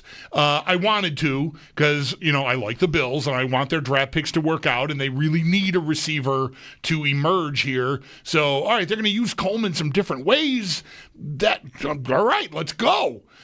And it really, I'm not saying it hasn't happened at all, but, I'm with Eric. But it is a sign of not having it. Yeah, and they're stuck right now. It's a small version of, I'll try to keep this short. It's a small version of the overall analysis that we're all, sort of diving into on what their offense is, based on personnel and their draft choices. When they drafted Coleman, they announced him as an outside receiver. Like, this is what they wanted. Brady was the offensive coordinator by then. The coach and the GM are the same. The quarterback is the same, and the quarterback liked Coleman, which, we've had that a few times when it comes to these draft picks. With that one, they were a little bit more, not as excited to tell you that Allen was texting Brandon Beane, one of his 100 mock drafts or something. I said I would keep it short. I think it's a little bit, do they want to capitulate? on Coleman, right? I mean, that's sort of a general way of looking at what's coming, is whether it's trading for somebody or moving guys into different roles, how much of a problem do they think they have? And again, last year, we might have sounded like this at 3-2. How much of a problem did we think they had? Coleman hadn't done much. Kincaid hadn't done anything. And they went 13-4 or something like they just won constantly after that until Kansas City in the playoffs. So how stubborn will they be is another way to say it. Do they want to move Coleman inside because there were smart people who thought he always should have been in that role? And how prepared is he to do that? Coleman. Yeah, like how That's right. how prepared is he to handle that? I don't want to make a mountain out of him being disciplined by missing the first series of the game against New England last week, but have they wanted to do some of that and haven't felt like they can get it off the ground because maybe he's not handling it. Maybe he's not as studious as he needs to be. I don't know. There could be a myriad reasons that we'll never know because they're never going to tell us. But the lack of attention to a detail such as being on time for a meeting could be a window into something. Again, I probably have gotten further out on the dock here than I meant to. But just it's a question whether he can handle it because it's a different set of plays, just is he ready for that? That could be a reason why it hasn't happened extensively yet, or it might have just been stuff you say in the summer to get through the summer. Maybe. Which, again, I fell for. I'm not sure we'll ever know right. if it doesn't happen, why it didn't happen. Let's go to Kevin next. Hi, Kevin. Hey guys, appreciate you taking my call. Thank you. The annual 2-game losing streak when we shouldn't lose. It's it's just like Sean McDermott's bad timeout usage. You don't know when it's going to happen, but it's going to happen. Anyhow, so just two things. So I'm definitely in the camp on Sean McDermott needs to go. Enough is enough. However, I think the talk about firing McDermott and Brandon Beane in the middle of the season is crazy. Because, again, who are you going to replace them with right now, right? They still have a playoff team. They don't have a Super Bowl team, but they have a playoff team. So trying to get rid of them now is crazy. However, who? Are there people in your world privately who are discussing firing them now? Because, okay, well, they're insane. I agree. Okay, just want to make sure we're on the same page because I don't know where that would not even get traction in a conversation from me. As you can probably tell, I'm ready to jump all over you about it. Just seems nuts. But actually, I agree with you. Okay, I also want to say, though, calling 6 weeks into the season and saying they need to go before we see how the rest of the season goes is maybe in a sidecar with that point of view. I mean, you've decided already they have to go?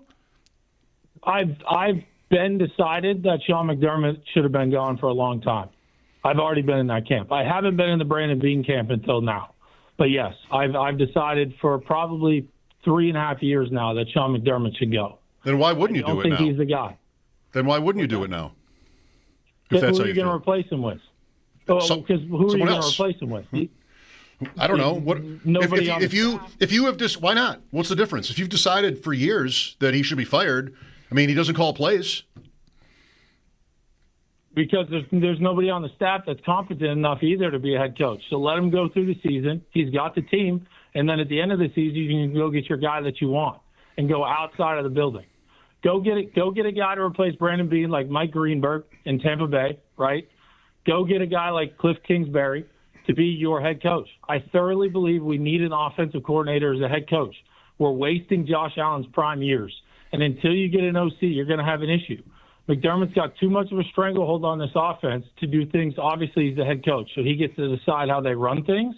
But I think it's too much of a stranglehold. And then you call yourself a defensive guru, but yet the defense can't stop a nosebleed. That's an issue. And he can't coach in the playoffs. We know that. So, okay, they might go on a run right now and win out. Great. So then what are we going to do in the playoffs? We're going to lose to Kansas City again. Well, it's the same thing. It's over and over again. It's a definition of insanity. Okay. Thanks for weighing in. I just don't understand why you would feel that strongly and base your case on now's not the time to do it. Why wasn't yesterday the time to do it if that's how you felt? Rick is next. Hi, Rick. Hey, guys. Something feels different this time. And, yeah, we've lost 2 games before in previous years, but this time doesn't – it just feels different. I mean, I don't see the same intensity in Josh Allen that I see in Patrick Mahomes. I'm not sure why it seems to feel that way. The receiver position, I mean, Bean has neglected it year after year after year, and yet Mahomes has 3 receivers. He's got 3 or 4 to throw to. I mean, how much longer is Josh Allen going to be satisfied when he's frustrated that he's got receivers that can't get open? And then the defense, I mean, the run defense has been a hallmark of this and this year it's Swiss cheese. I mean, there were comments during the Atlanta game. It's like these holes are so big, anybody could run through them. And does anybody have any confidence whatsoever in the secondary that we have right now? I mean, the safeties are a dumpster fire, and we're relying on Trey White, who is way past his prime. I'm really concerned about this roster, and I think Bean needs to be held accountable for that. He's gotten away with it for too long and relying on these players coming back to Buffalo that used to be here because they know the system. I mean, I don't know, guys. Can you put your thumb on it? Because it definitely feels different to me. Well, I can put my thumb on my opinion about your take about Allen lacking the intensity that you see from Patrick Mahomes by simply telling you I think that is what time passing does to you. Time passing without them winning gets you worried that something is going to be different, and so I think the way you view it changes. And you think he's different than he's been because, I don't know, he got married, because his face is all over the place on TV ads or something, and you just sort of build this idea in your head that he's not the same as he used to be. And I mean, I don't know that you're wrong. I don't know that his perspective is exactly the same as it was 2 or 3 years ago. I don't know whose is. Mine's not on everything across the board, but I don't know. This lack of intensity idea sounds like an invention simply that we as fans would present. It presents itself in our minds because we're fearful it's never going to happen. They're not going to win. Why aren't they going to win? Oh, he doesn't want as bad anymore. I don't know. I don't buy it. I think that is just, it's baseless. Did we say it 2 weeks ago? Or has this only happened in the last 2 weeks? Right. I don't know. Yeah. Swiss cheese, dumpster fire, can't stop a nosebleed. I mean, it is bingo card week around here. I mean, this is when I get texts from friends and listeners who say, "How do you guys do it?" This is that moment when people in my life ask, "How do you do it?" And I tend to be like, "We just do. I don't know. You don't have to respond to everything." 2 weeks ago, did we have this intensity complaint, or just now we have it because they've lost 2 games? I couldn't tell you. Alex is next. Hi, Alex. Good afternoon, gentlemen. I think that the expectation heading into the 2025 season was that we were looking to be the number 1 seed, primarily because of our strength of schedule or weakness of schedule, and how difficult the Chiefs' schedule was in that division. That division is super tight, where the Chiefs are 3-3, and one can argue the Bills should be 3-3 if it wasn't for a fluke win in Game 1. Right? We only had beat the Saints, Dolphins, and Jets.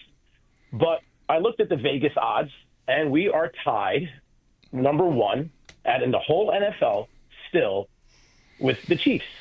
And so I trust Vegas. I think they're smarter than all of us. They got this thing down to a science. And so, hey, we're 4-2. We're still the number 1 Super Bowl favorite.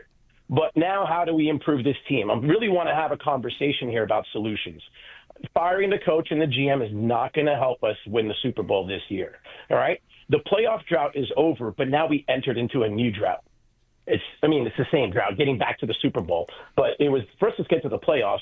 All right, now we've been the number 1 in the division. We've clinched the division so many years. But now here we are sitting in the wild card spot. Let's hear, sorry to speed you up. Let's hear one of these solutions, okay? So the solutions right now has to be the game plan. We had no business trying to throw the ball all over the Falcons. The way to win that game was to pound the rock and run it because we outweighed them by 30 pounds. Why are we trying to outrun? It's like we're like offensive linemen versus wide receivers. Who's going to win that race?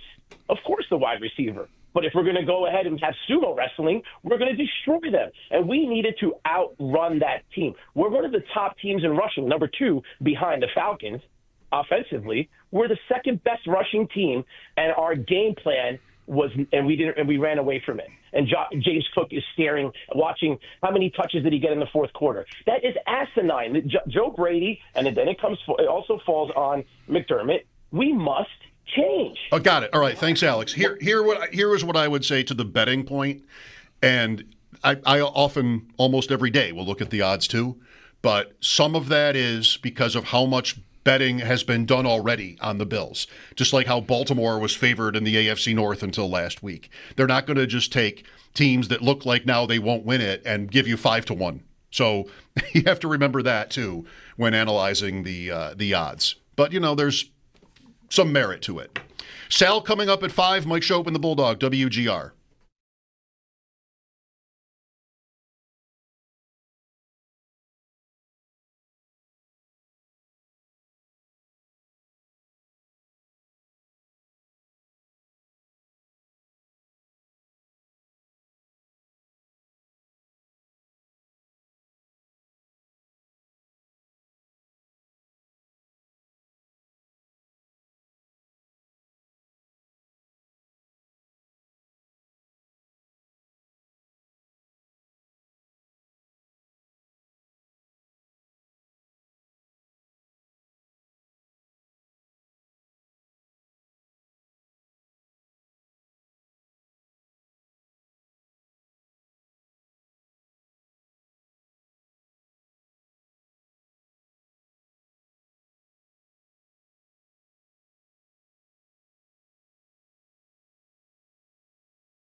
With their first round pick, Walter Nolan.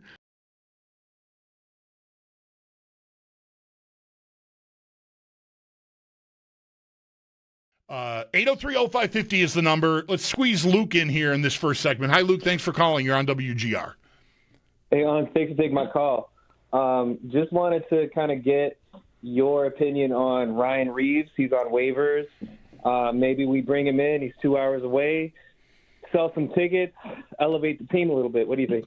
I think that's one of the worst ideas I've ever heard. Thank you for calling. Just go to look, this won't be hard. Just search it. Just like, hello, phone, where is Mighty Ducks Game Changers? Like Disney Plus.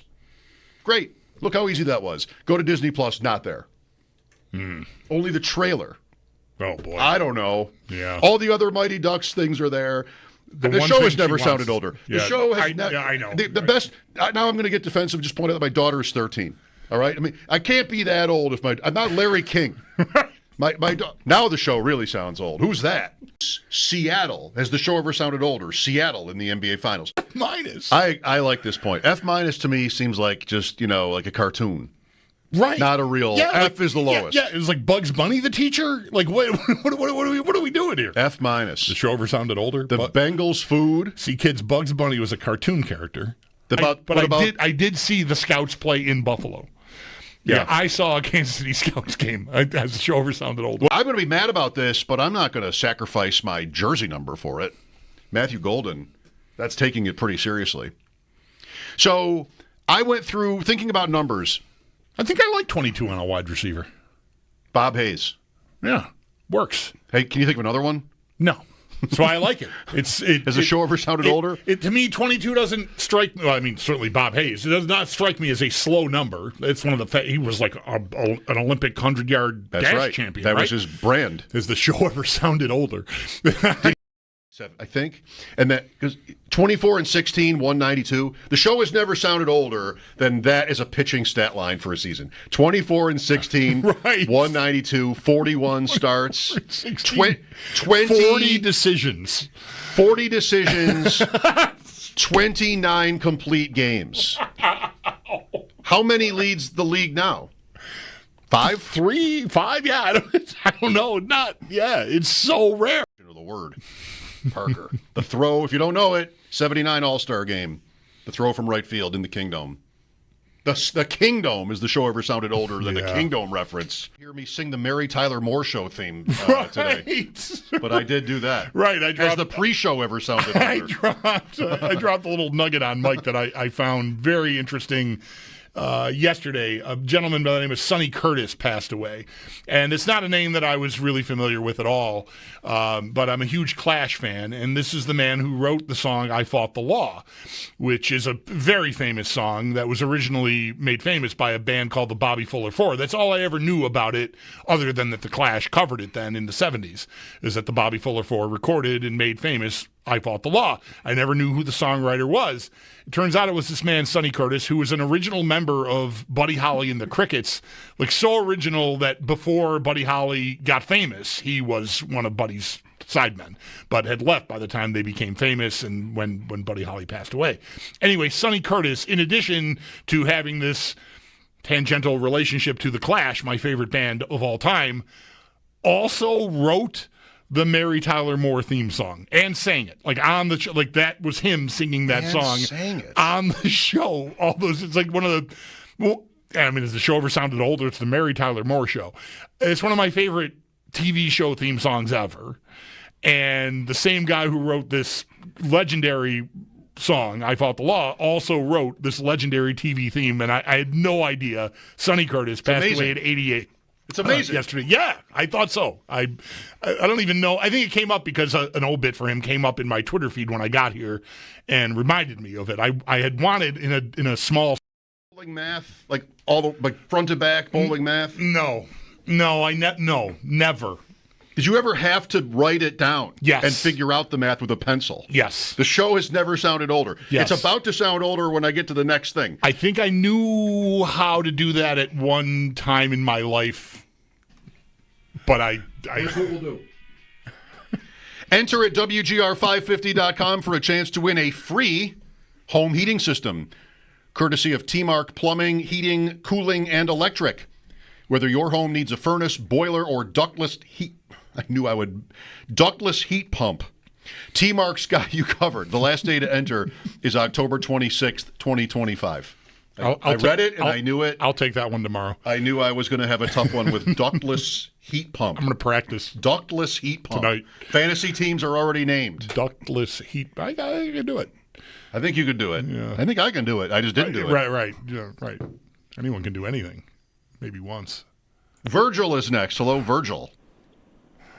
Hey, guys. Thanks for having me on. I really appreciate it. And thanks again for putting up with all our 0-2 calls these couple of weeks. I know it's fun. One thing I want to touch base on real quick is about the previous caller talking about James Cook using like Christian McCaffrey. Like, I don't believe in that in any capacity, but I do believe that Cook and Shakir with the ball in their hands are probably our best two offensive players. They're going to make people miss and things like that.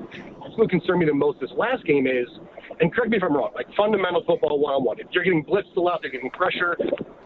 Running back screen passes, right? Quick release passes under 2 seconds. Yeah. Wide receiver screen. Like, I'm not saying do it all game, but do it enough to make the other team respect it. And I don't feel like we're seeing those much at all. If we're doing it to not those two guys. So just the basics, I feel like we're trying to be too cute. And I think the one beauty recently of the Bills playing in primetime is being able to watch other games. And I think McDermott touched on this a little bit too, is you watch Kansas City and it's like Mahomes more often than not is throwing to his first read. They're scheming guys open in a way that I don't feel like Josh has that ability. Or not, he doesn't have that ability. Right, he doesn't have the opportunity. Right, yeah. All right, gotcha. I mean, Kansas City's always been elite at that. I mean, that's Andy Reid. That's what they are. San Francisco is another team, although everybody's hurt. When Brady first took over, I thought there was, and even into last year, frequently enough, I felt like there was frequent examples of that. And I don't know if it's just gone away, but it doesn't seem as available right now. Even in the games that they won, I feel like it's been different. That could be just me not seeing the same things because it's become so ordinary, or it could be that teams have sort of figured out how to defend some of what he likes to do in that way, and he needs to find a pivot, or they need to find a pivot, like a different thing to do. scheming guys open because maybe what they've done has become too predictable in a way. I don't know, but yeah, Kansas City is masterful at that.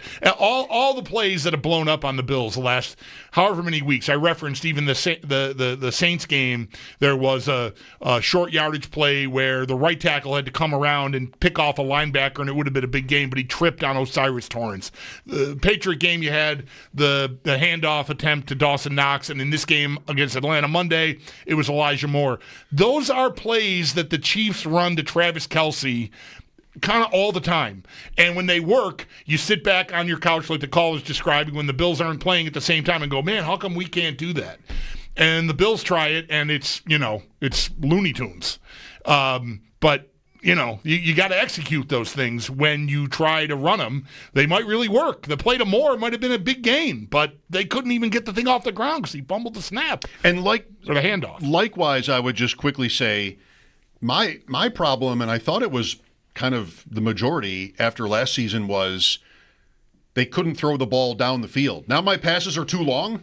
Like I'm supposed to just dump it off. Everything else is too cute. No, man. I mean, I want to get it down. I've got Josh Allen. Shouldn't I be ready to throw the ball? I mean, if the receivers aren't good enough, then, well, I guess we already thought that. But, yeah, I mean, I don't want to rein it in. I think that's what bad teams do. If I'm throwing the ball to James Cook and, whoever else at the line of scrimmage, I think I'm in trouble. Maybe I already am. Sal Capacio after sports here on WGR.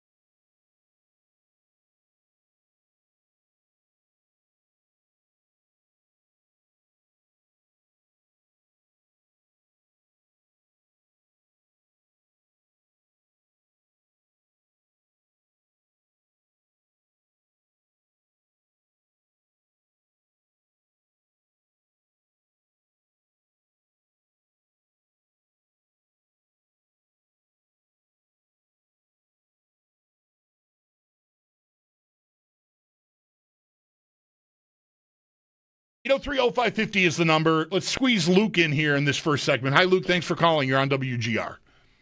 Hey, thanks for taking my call. Just wanted to kind of get your opinion on Ryan Reeves. He's on waivers. Maybe we bring him in. He's 2 hours away. Sell some tickets. Elevate the team a little bit. What do you think? I think that's one of the worst ideas I've ever heard. Thank you for calling.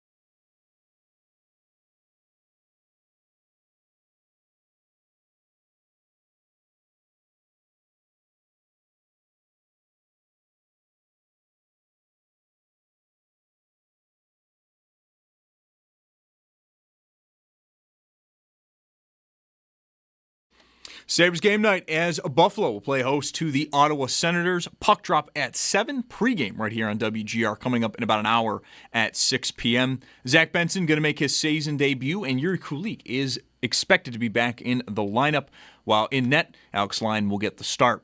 For Ottawa, no Brady Tkachuk. He is expected to be out at least 4 weeks with a hand injury, though Tkachuk is getting a second opinion. We'll get the results of those probably the next 24 to 48 hours. Around the rest of the NHL, though, it's a light night. Just 3 other games. Panthers at Detroit. That's also at 7. Florida, though, has another big injury. Defenseman Dmitry Kulikov going to miss 5 months after undergoing surgery to repair an upper body injury. That is actually the Sabres' next game. They're going to host Florida on Saturday, and then 2 games at 9:30. Blues host Chicago, and then Utah. They have the Calgary Flames in town. In the NFL, Trey Hendrickson, he is questionable for the Bengals as they take on Pittsburgh tomorrow night for Thursday Night Football. Panthers linebacker Patrick Jones, his season is over after he suffered a back injury. He did have surgery on his back. And then the Chargers, they're opening up the 21-day practice window for edge rusher Khalil Mack. And then in baseball, 1 game tonight. It is Game 3 of the ALCS. Mariners do hold a 2-0 series lead. They host Toronto. George Kirby and Shane Bieber are your starting pitchers tonight. That's your Paddock Chevrolet Sports Update. Paddock Chevrolet celebrating 90 years of being your hometown dealership. I'm Zach Jones for WGR Sports Radio 550.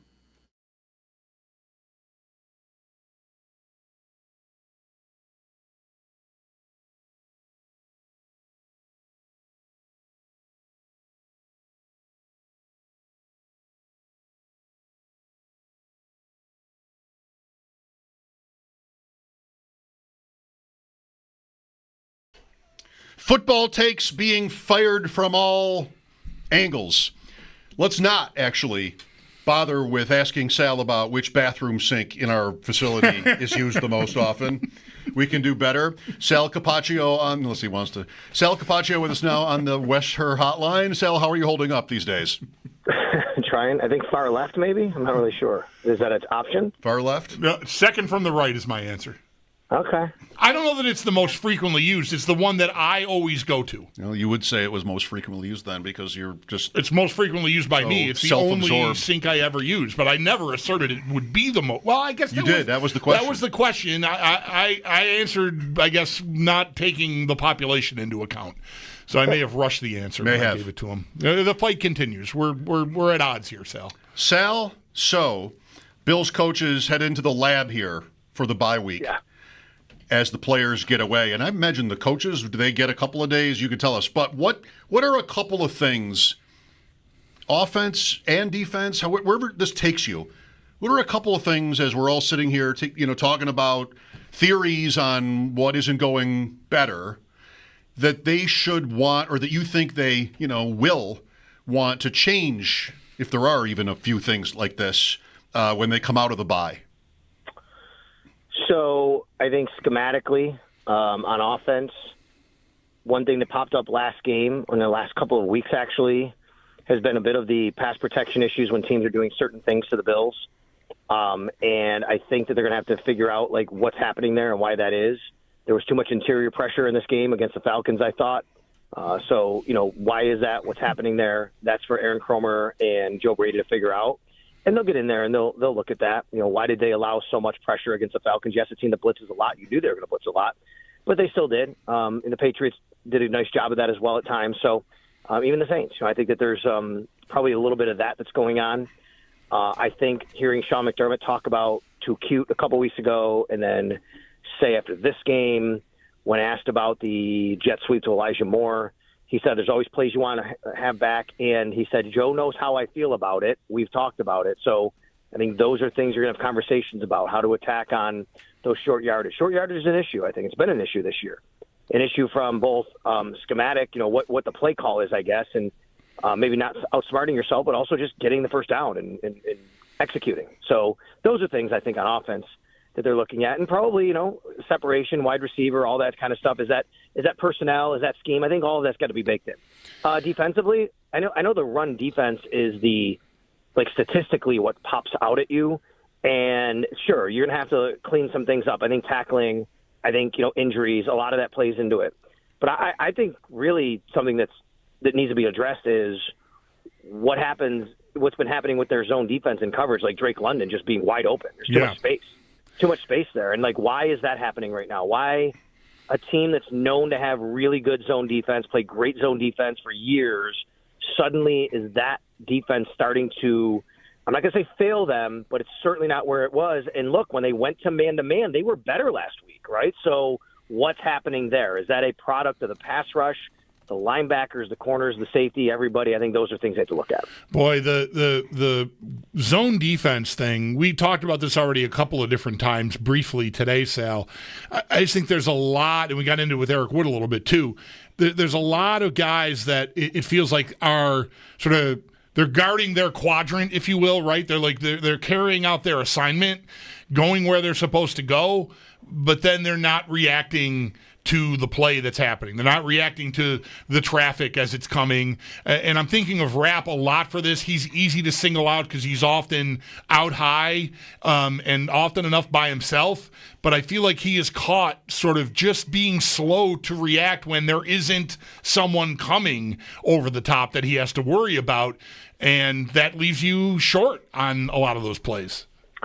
Yeah, I think most safeties in this situation, Bulldog, and I don't disagree with you. I think that's happening. That is the main thing I take away, too. This was a Tre'Davious White point, I think, early in the season when we talked about him giving up plays to the Miami guys and Jalen Waddle. And I said, look, I think he's there. He's not reacting to the play, but he doesn't want to get beat deep, right? It almost feels to me, and I don't know this, right? It just kind of feels like this is a defense that's been so prideful on not giving up explosive plays that they're so guarded against it that they're also not making plays in front of them, right? Does that make sense? You know what I'm saying? Yes. They want to make sure they don't get beat over the top. Maybe it's time to have a bit of a philosophical shift and say, look, we're gonna have to be a little more risky. And if you beat us over the top, good play by you. But I'm not gonna be just coming up and trying to make tackles every time and allowing you to catch the ball 10 yards, off the line of scrimmage. I can't let that happen anymore. And maybe there's a philosophical shift that has to come with that as well. So I do think that. And then, I think Bishop's been back there as well. Same thing has happened to him, kind of, that you're describing with Taylor Rapp. And, last game, I watched Taylor Rapp was near the line of scrimmage a lot. And, him and Terrell Bernard, both there, these are not the biggest of guys. And I think that's contributing a little bit to the tackling issue because now you have to get through people and you have to get caught through the wash, as they say. And you're not as much spacing when you're a little bit further away from the line of scrimmage. So that's a different issue now. It's a run issue, but these are all things you have to diagnose and figure out how you want to align guys and how you want to play. Is it too late? I want to ask a question about Monday night that I should have asked yesterday. So apologies if it's not fresh in anybody's mind here. But when Atlanta went up on the long Robinson run, 21-7, and the Bills had already been struggling on offense, and you had, they've been in the end zone now, the Falcons, 3 times, just barely into the second quarter. I did this on Twitter a little bit, because the Bills get the ball back and punt 4th and 3 at their 49. They had 3rd and 3, incomplete pass, 4th and 3, down 14, with more than half of the second quarter still to go in the game. And, I might be sort of the unofficial captain for this kind of thing, but I got a lot of, why are we punting? And I just thought, at that point, even though there's so much of the second quarter left, that they just wanted to get to the locker room alive. Like just, offense and defense kind of doing nothing. And I wasn't there to sort of bang on them for that punt, but I probably should have been. I don't know. Did either of you have any thought about that? I remember during the broadcast, Eric said this could be 4-down territory, and then they punted. So I remember that part of it. I got the exact same call on the Extra Point show on Monday. The guy brought it up, and I didn't even think about it until he brought it up. And I said, I guess you could say that, no doubt. I think what they were thinking, when this happens, now look, and the way the caller phrased it was McDermott needs to evolve. But we all know he has evolved in this area, right? He's been very good on these things. Yeah. He really has. But that might be an instance where you could maybe say, okay, that's one spot where you should have been a little bit different. And I think, well, why would he be? He's so good on this stuff. He's been evolved with this stuff, so why would he? And I go back to sometimes over the years, Sean has made a comment that said, you want to win the game, but you got to make sure first that you don't let it get away from you and you can't lose it. Right. And I'm thinking in that moment, it's a one-score game. And if they do fail on that, he's thinking it could be 21-7 right away, and I can't let that happen. Now, granted, well, it already was 21-7. Oh, it's 28-7. Right. 28-7 is like, oh my God, like what? Right. We can't let that happen. So that's probably what he's thinking. I'm not sure. Yeah, you could definitely criticize it. I'm not saying you can't, Mike, but I think that would be probably the reason why. Now, just to get to the locker room alive, look, you guys had a caller yesterday who said, why aren't they sitting on the ball at the end of the half? And Bulldog, I think, made the right point, and both you did, which is like, wait a minute, Mike, you said, I was listening, you said, we waited 20 years for them not to do that. Right. They finally didn't do it. Right. What, do we criticize them for it now? Right. I want to win. I'm trying to win the game. So, right. Yeah, I had to look in the mirror after that because I wasn't mad at that punt because I thought maybe that's what McDermott was thinking, which is like, we got to get to halftime. Yeah, I think running a play there at midfield down 21-7, if you decide to punt, I can rectify the later, like trying to get points later when it's safer. Right? Because I would understand him being shook by that first half performance. We were all kind of shook by it. I think it's 21-7. What is happening here? Like, we're getting boat raced on Monday Night Football. Yeah. We need to stabilize here. And sure, I don't want to be negative outcome guy all the time. I've grown to appreciate McDermott's aggressiveness on those plays, but at midfield, 4th and 3. I can get with a punt and then still finding the gas pedal later at the end of the half to try to get points when you're not maybe as much in peril of giving them points if you don't succeed. I also wonder, and it's a good question, Mike. Maybe I could, it's so far away from the game. I don't know if it's a proper. Yeah, I know. Ask him now. Yep. But I would say I wonder if it mattered that the Bills were getting the ball after halftime. Right? If the Falcons were getting the ball after halftime, maybe he does go for it and say, look, I got to get a possession back here. I can't give them another possession. But because they were getting the ball, maybe they felt, look, we get a stop here. We're going to be okay. We can regroup and we can score after halftime, which, by the way, they did. Right. And they did wind up making it 21-14. Right. I think regroup is the ultimate word in this discussion. Sal Capacio with us on the West Her hotline.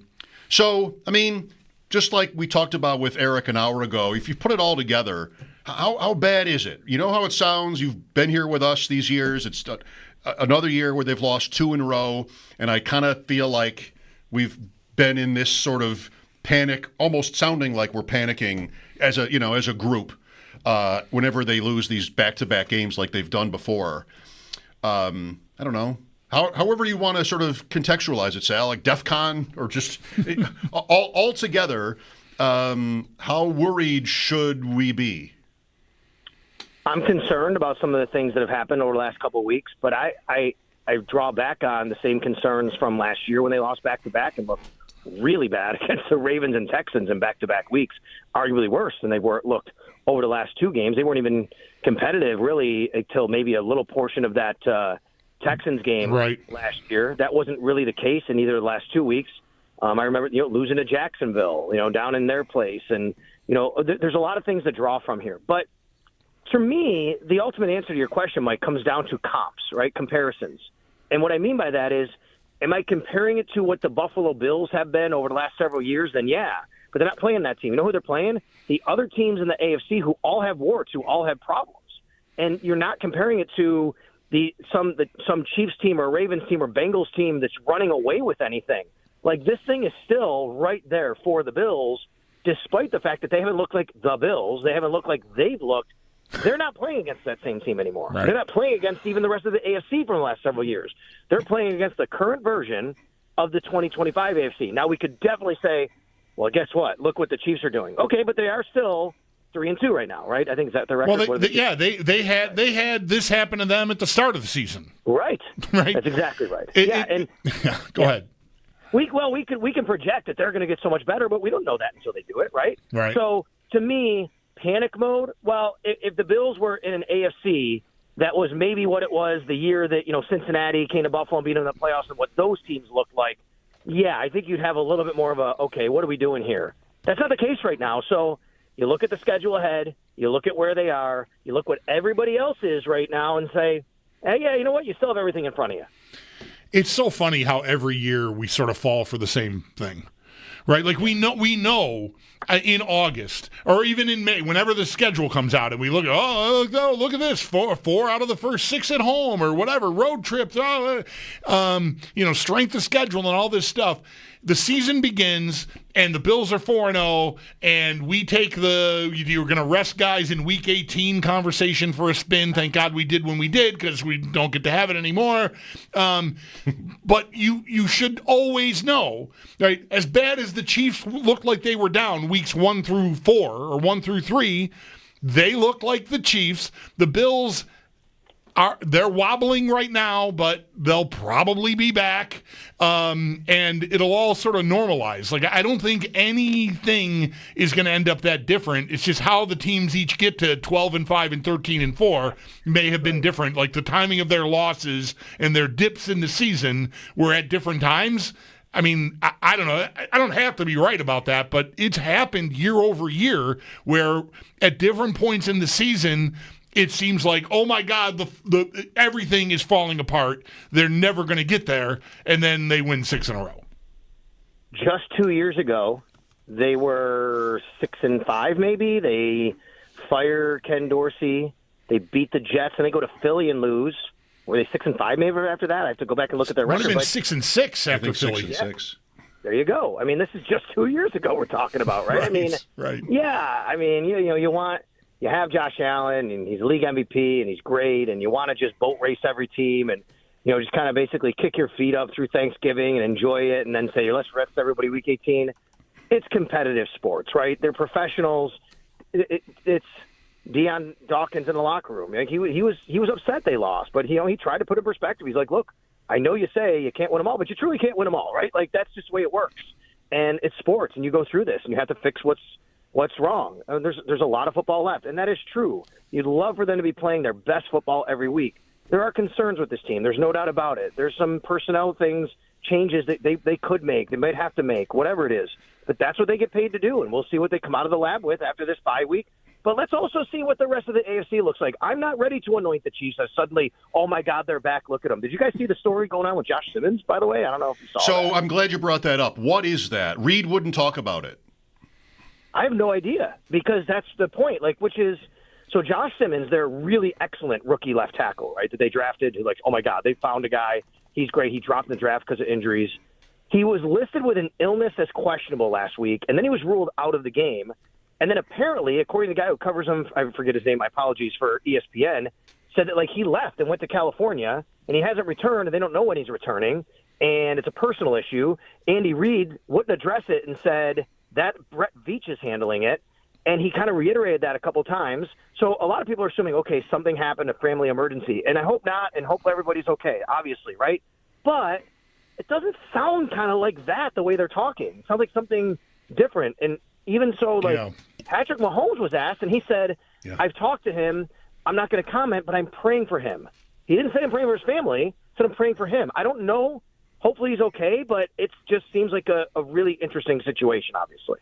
Yeah, a little scary. He didn't play last week, right? Right. Simmons? No, apparently not. He was away, yeah, right. All right. Who's the best team in the league? I want to say Philly. I think Philly is. Really? Okay. Oh, you know what? Maybe it's the Bucks. Sam Panayotovich put Tampa as his number one. this morning. Tampa looks good, man. When they come here, that is an offense. It's funny. I was thinking about this the other day. You talk about 2018 and the draft class, and so many people wanted Josh Rosen, and Brandon Beane comes on the radio station. So I felt like it's 2018 again. Everybody wanted Josh Rosen. We took Josh Allen, and Baker was my guy, actually. I wanted Baker Mayfield. That's who I wanted. I love Baker Mayfield. And then I thought, I guess I was wrong about the guy. I love watching that guy play. He's got so much moxie, and I just think that going to Cleveland obviously was a wasteland for him, and it's just another kind of point of these quarterbacks go to the Jets or Cleveland, and Madness. What is this saying now that I've heard? And it's right.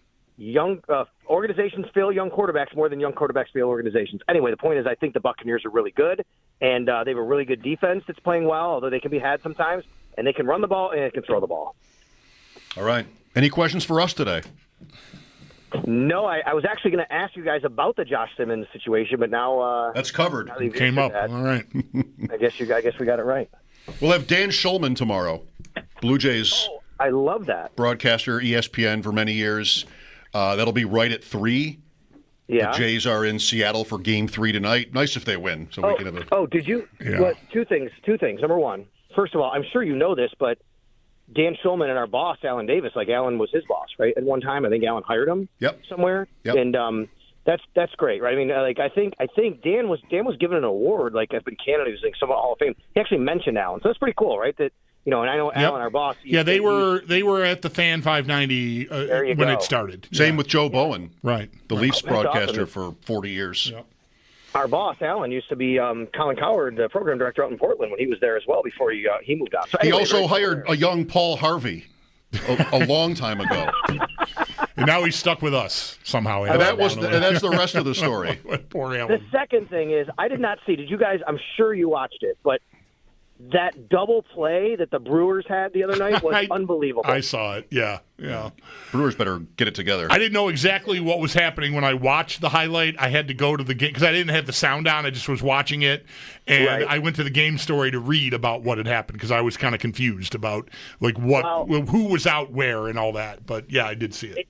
If you have never, maybe you have, John Boy, the Twitter account John Boy, he's a Yankee fan. He does these breakdowns. He reads lips. A lot of times it's on, what do you call it? It's on, sorry guys, my car was just waiting here. It's on, the guys who get ejected. This wasn't ejected, but what this was him breaking down the situation here and everything that happened. And I think that you'll really get a kick out of it. If you go watch that, you'll get a kick out of it and all the different things that happened in that situation and reading the lips and all that. But anyway, John Boy, the Twitter account, did that. All right. Thank you, Sal. Have a good break. Yeah. Sorry, guys. Thanks. All right. There's our Sal Capacio on the Western Hotline. His appearances are brought to you by New York's only outlet liquor. When you need to stock up, it's the place to buy a case. What's your outlet? I don't know who I want, but I can't pick Tampa. Their games are too close. Yeah. They've won three. To start the season, they won 3 games like just about at the gun. Yeah. They in Denver had a thing where they were never ahead, but they were winning. Or that was really Denver. I also wouldn't pick Denver. But you got to pick somebody. Who's the best team in the league? You got to pick somebody. I don't think Philadelphia is crazy. But they're the Bills. I mean, they've lost 2 straight. And everybody's panicking. And there's more. There's like chemistry questions because of A.J. Brown, mostly, I think. I think there's concern that the whole thing is just going to derail. And just like it did 2 years ago after they beat the Bills. They tanked after that. Yep. Eagles did that year. I still kind of like Detroit. I don't know if they'll get healthy enough on defense, but I think that's a really, really nice put together team. Here's a wild one, and maybe just laugh me out of the room with it. Can you say Seattle? Really, they had Tampa beat. They lost the opener at home to San Francisco in a close game. They've won the others. Can you get away with that? Could they be the best team in the NFL? That's probably a lot. I want to mention too. I don't know. Eric mentioned Tampa, I think, when we asked him this question, and I sort of concurred there. But he also mentioned the Chiefs, and I think the Chiefs look really nice. I think that was ultimately his answer. Yeah. Was Kansas City. Yeah. 803-0550 for your calls. Mike Schopp and the Bulldog here. We'll look for you after the break. We've got the Sabres tonight, home to Ottawa. Pregame with Paul Hamilton at 6. Stay tuned.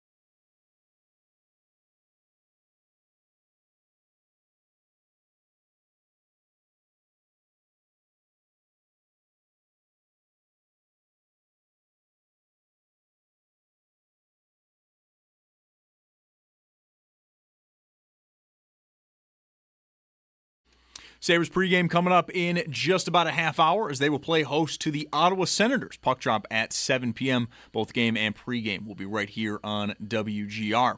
Zach Benson's going to make his season debut, and Yuri Kulik is expected to be in tonight's lineup. And in net, all signs are pointing to Alex Lyon getting the start.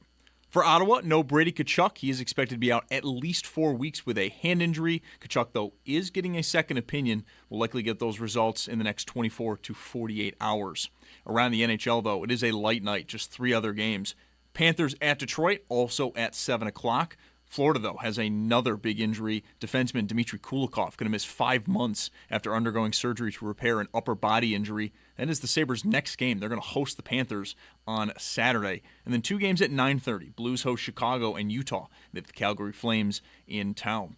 Then in baseball, just 1 game tonight. It is Game 3 of the ALCS. Mariners hold a 2-0 series lead. They are hosting Toronto tonight. George Kirby and Shane Bieber are your starters for this evening. And Sports Talk on WGR is presented by Paramount Plus. Can't count on much, but you can always count on Sundays with the NFL on CBS and Paramount Plus. Watch your local NFL games live every Sunday, all season long. Visit ParamountPlus.com/NFL to get started today. That's your Paddock Chevrolet Sports Headlines. Paddock Chevrolet celebrating 90 years of being your hometown dealership. I'm Zach Jones for WGR Sports Radio 550.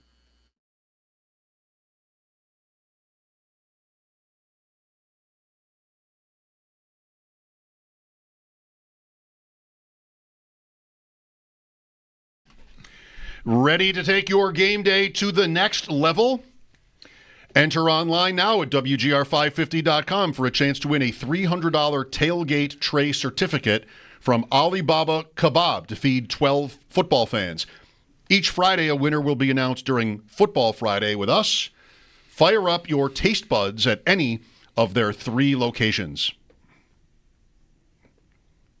Quickly, Dan Campbell said that the play on Sunday night where Jared Goff scored the touchdown to start the game and it was overturned, like a flag was thrown. Ultimately, we talked about this briefly maybe yesterday or maybe Monday and made the point that just don't listen to them when they tell you what the space ref can't call. Right. And Campbell said that that was called from New York. So don't forget that. Anytime your friendly neighborhood color man tells you, well, nope, that's a penalty and they can't throw, they did it. Campbell said that they did it. They told him that on Sunday night, which made sense. That was my guess and maybe yours. Then the because official it went so long before you saw the penalty. After the game, the official refuted that to a pool reporter, saying, no, we got a conference and we figured out that it should be a penalty, but. Yeah, no.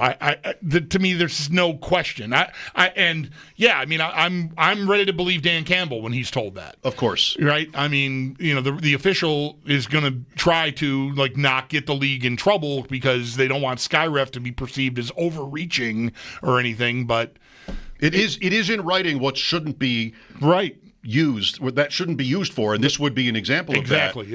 It cannot go back and correct penalties that were not called. That's the genesis of the whole Sam Darnold face mask thing in the end zone 1 week, and then the following week there's the same kind of foul that gets called after the play, and Joe Buck is asking the rules analyst, I thought that they couldn't do this, and the poor rules analyst, this is where you say the guy's name because I never remember his name.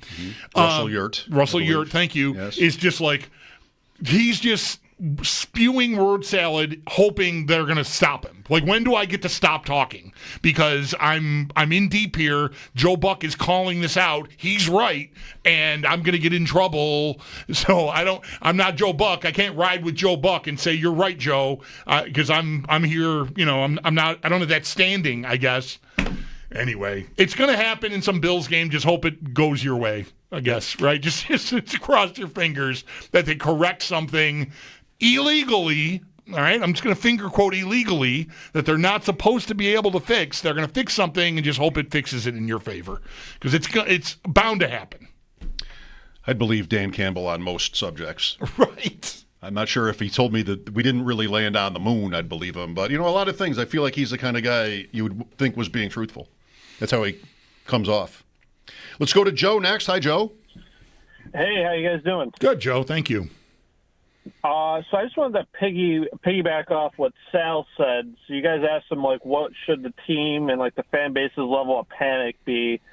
And he was saying that if this was the AFC of, like, 3 years ago where you had the Chiefs and the Bengals, you know, he would feel a little more panic. Ravens, too. Yeah. Yeah, the Ravens, too. And you know, I like, to a degree, like, to a certain point, I agree with that because – like, yeah, we've looked bad, but we're only a game behind the Colts and the Steelers, and we had the same record as the Patriots and the Chargers.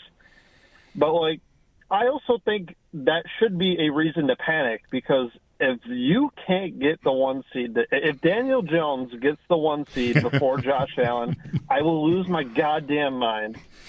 Like, what an indictment on this coaching staff that would be and management.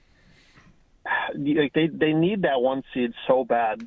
Since like they got rid of the 2 seed gets a bye too, all but 1 year this decade, at least one of the conference 1 seeds has made the Super Bowl. You're almost it's like you have a 50% shot to make the Super Bowl just by getting the 1 seed. They need it bad. So I'm panicking if they can't do it this year of all years. Hey, Joe, thanks. I get it. Would you say the same about Drake May, I suppose? Probably. Yeah. Or Bo Nix. Or Aaron Rodgers. I like this point, and I know it felt like it was maybe going to be a pretty comfortable ride. With the way, 4-0, I'm out front. Kansas City is wobbling. The Ravens got all kinds of injuries, and they're one and whatever. Now they're 1-5. Wow. But yeah, you're gonna have to get yourself back on track here. But it's still out there. Like I'm gonna count on Indianapolis having this wobble at some point too, and hopefully I can pass them when it happens, provided I'm also not wobbling again or continuing to wobble. Endless wobble. So much wobble. Thank you for the call. All the wobble. No, I'll stop. Trevor is next. Hi, Trevor. Hey, guys. Thanks for having me. Sure. Thank you for calling. Bulldog, I think it was you that said, does Josh Allen want it? I think you made that comment not too long ago. I did not say that. Somebody said that, and I attacked them. I think that's insane. I would never say such a thing. Please understand that I'm yelling because it's offensive to me that you would assert on a show with my name on it that I said something that I am morally offended by. And I stand corrected because I do believe Josh Allen wants it 100%. Which brings me to my point. I called right before week 1. I called the morning show, and I called this team a Ted Lasso-like team who was on soft knocks. And that's what this team is right now. They are soft.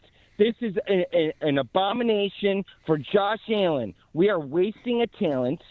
This defense, we have a defensive-minded coach, and we can't tackle, we can't cover. We're hiring back people that we let go because they're too old and too slow. If I see Jordan Poyer on this field, I am going to be so dismayed at what we are doing with this team. We are not going to a Super Bowl under the reins of Josh Allen, or not Josh Allen, Coach McDermott. I'm sorry, Josh Allen could bring us there, but we are not giving him the due respect of stacking this team. Sure, we don't have the capital to do so, but why? Because we keep hiring people for $8 million. Like, this is insane. It's insane where we are right now that we get to squabble like this of that Daniel Jones might get the first seed. Are you kidding me? If Daniel Jones gets the first seed and Josh Allen doesn't, we're a mess. We are a mess. It's not even Halloween, Trevor. It's not even Halloween. It's not Halloween. I'm hearing you. Sounds like Halloween. We got a long way to go. Yeah, my guy, you lost me at abomination. Tom is next. Hi, Tom. Hey, guys. Mike and Bulldog, how are you guys doing? Good, Tom. Thanks. Yeah, on the last call. Hey, Mike, really quick. On James Cook, I agree with you to a certain extent as far as his first couple of years, the guy, he couldn't catch a cold, and I get that. I understand that. But he didn't have that extra gear either. I don't know what the hell he did, but the way he can break out and, take a run in from like 60 yards or whatever, he didn't have it back then. Maybe he's got hands back now. I don't know. I'm just, with our cap space or whatever else, I hope now we can get a receiver. I have no idea. But give it a whirl. I mean, try it out. I'm just thinking out loud. I mean, why not? It can't hurt. That's all I'm saying. All right, Tom. Yeah, I mean, I throw in the ball. I don't want. I think, I don't want to be a team that has to settle for that. My point about throwing Cook the ball on Monday night is nothing else is working. Why do you not have that as a pivot somewhere to try to offset what's happening to you? You can't handle them up front. Your receivers on the edges aren't getting open. Try that, and they never really got to it. So I gotta live with what I am, and in a given game, even, and in that game, the outside stuff was not working. They had whatever plan they had, seemingly went to hell when Josh Palmer left the game, and that was it. And so they needed a different idea and a pivot, and they never got to it. And I'm here for that. I don't want to build around my running back either, but in a given game, in a scenario where nothing else is working, I'm gonna try to get the ball to the guy that is the most explosive player outside of the quarterback on the team. Seems like something that they might want to do going forward. There are lots of these kind of, why didn't you do this in the last game? And that is the job. That is the challenge. And I think it's a huge challenge to be able to do that deftly. So that, might be right in terms of Monday night. But I think I'd be surprised if Cook didn't get 3 or 4 targets against Carolina, having been in the middle of this conversation today. I think I'd be surprised if he didn't. Ben is next. Hi, Ben. Hey, guys. Thanks for taking my call. Sure. So after the game, I think myself and a lot of people in Buffalo wanted to call you guys and get on the air. So I didn't have the chance to air my thoughts at that point, which was probably for the better. I've had a few days to sit with them, and there's not many things that have not been said yet about the game, but 2 things that I'm sitting with.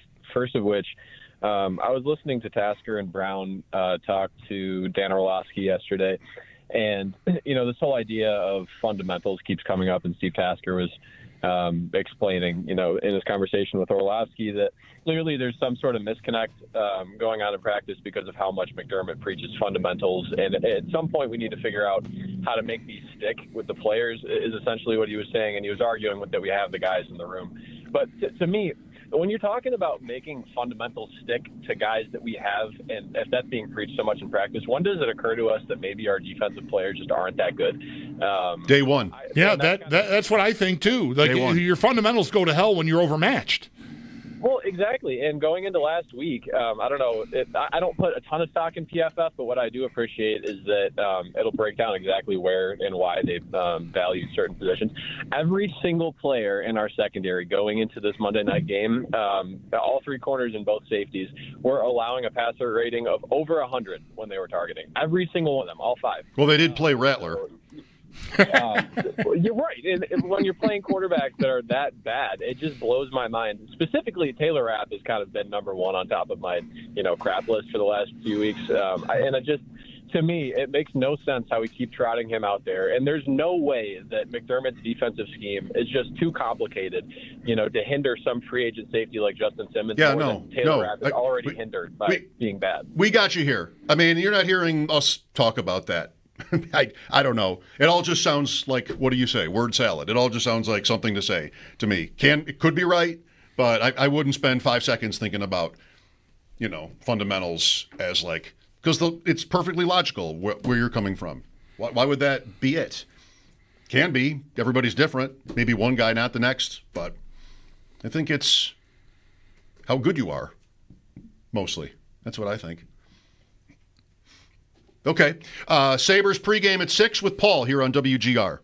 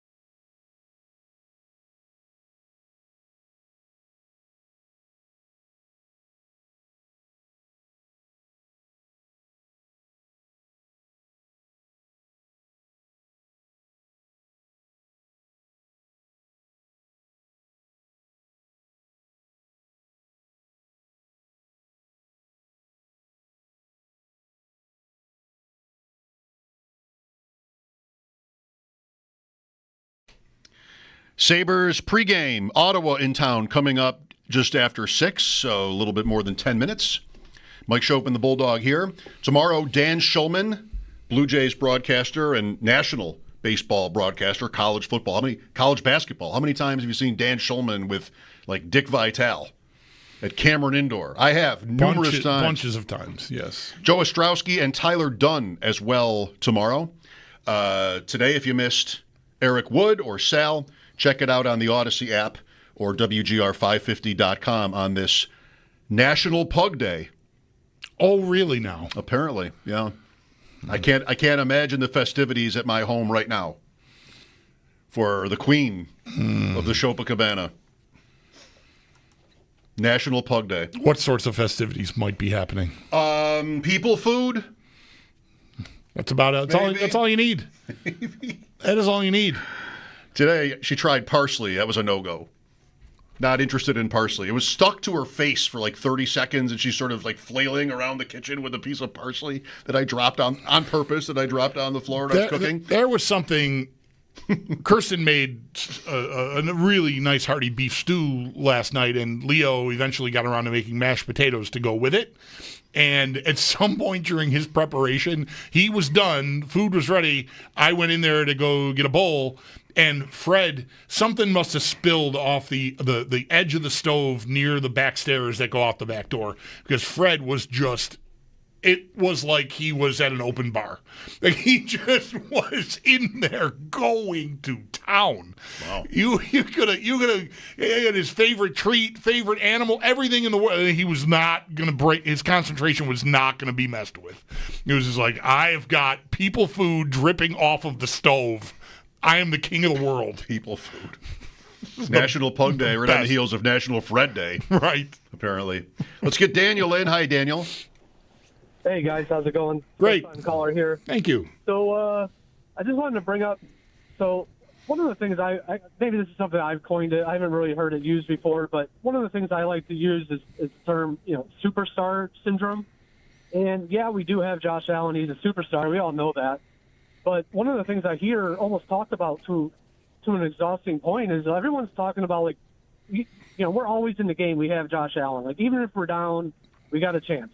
Well, the problem is when it comes to other side of the ball with defense or even other receivers, like, in my opinion, kind of this self-term, superstar syndrome, it kind of breeds complacency or, like, this lack of accountability for your own contributions to the game and what your responsibilities are.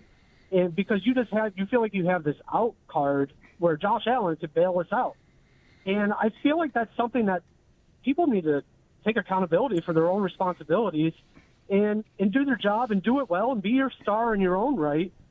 And we have to stop leaning on Josh so much and kind of having that belief system, because we all know this isn't a one-man game. And that's just kind of my sense. I think it's a dangerous thing for the players, the GM, the coaches. Like, maybe we're not addressing things because we feel Josh Allen can supplement a shortcoming in the receiving corps. But I think it's something that needs to be, address the elephant in the room. I just don't see evidence of it. Is it new this year? Like, I just don't.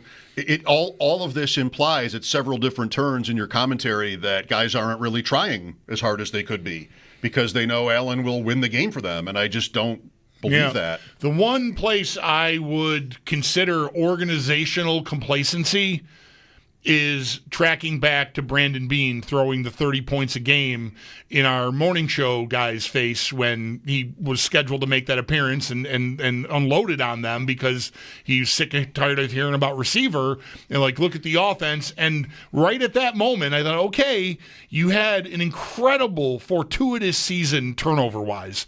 Yes, I'm not going to ding you for taking the ball away at a high rate. You've done it year over year over year over year here. So, like, you're good at that. Protecting it can be more random. And if you end up in a few more turnovers and some fewer shorter fields and your defense is impacted by those shorter fields that you might be giving up, the 30 points a game might not be as easy to attain. And I think that troubled me from the minute he said it.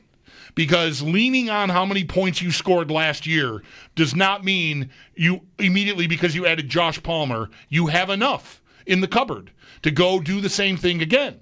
The league is always evolving. Teams are always adding guys and adding weapons, and the Bills, I still think, didn't do enough.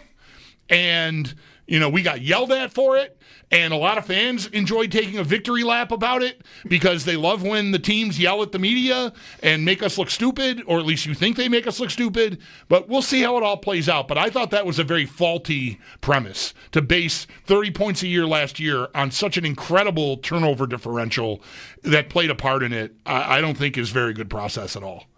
Yeah, I think in terms of building the team, you have that. You have something. I just don't think player to player. Sure. We don't know that there. Why do we assume there's no accountability between players? Like just because they're losing a couple games, I choose not to believe that. Respectfully, Daniel. Thanks for the call. Sabres pregame next on WGR.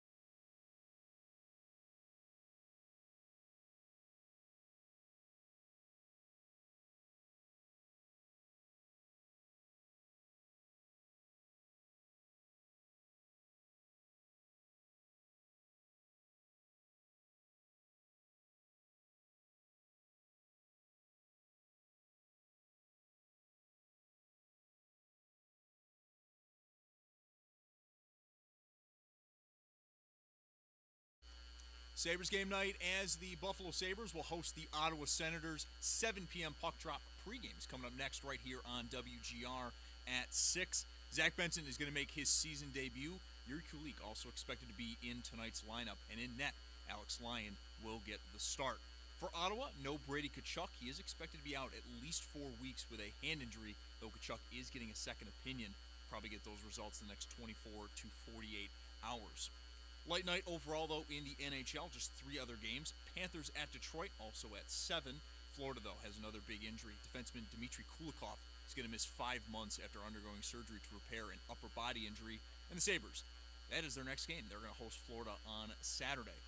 2 games then at 9:30. Blues are going to host Chicago, and Utah has the Calgary Flames in town. Then in baseball, just 1 game tonight is Game 3 of the ALCS. Mariners hold a 2-0 series lead. They are going to host Toronto tonight. George Kirby and Shane Bieber are your starters tonight. That's your Paddock Chevrolet Sports Update. Paddock Chevrolet celebrating 90 years of being your hometown dealership. I'm Zach Jones for WGR Sports Radio 550.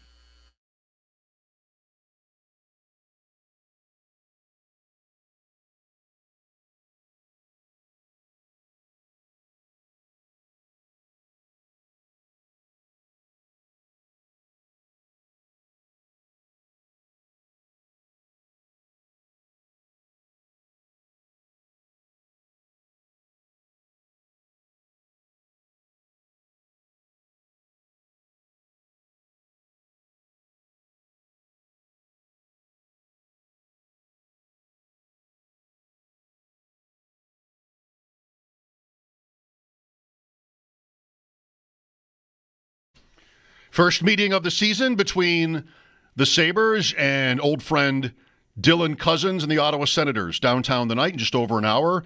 Mike Schopp and the Bulldog here. Thanks for joining us. The Sabres enter tonight's play at 0-3 with only 2 goals scored and never a lead through their first 3 games.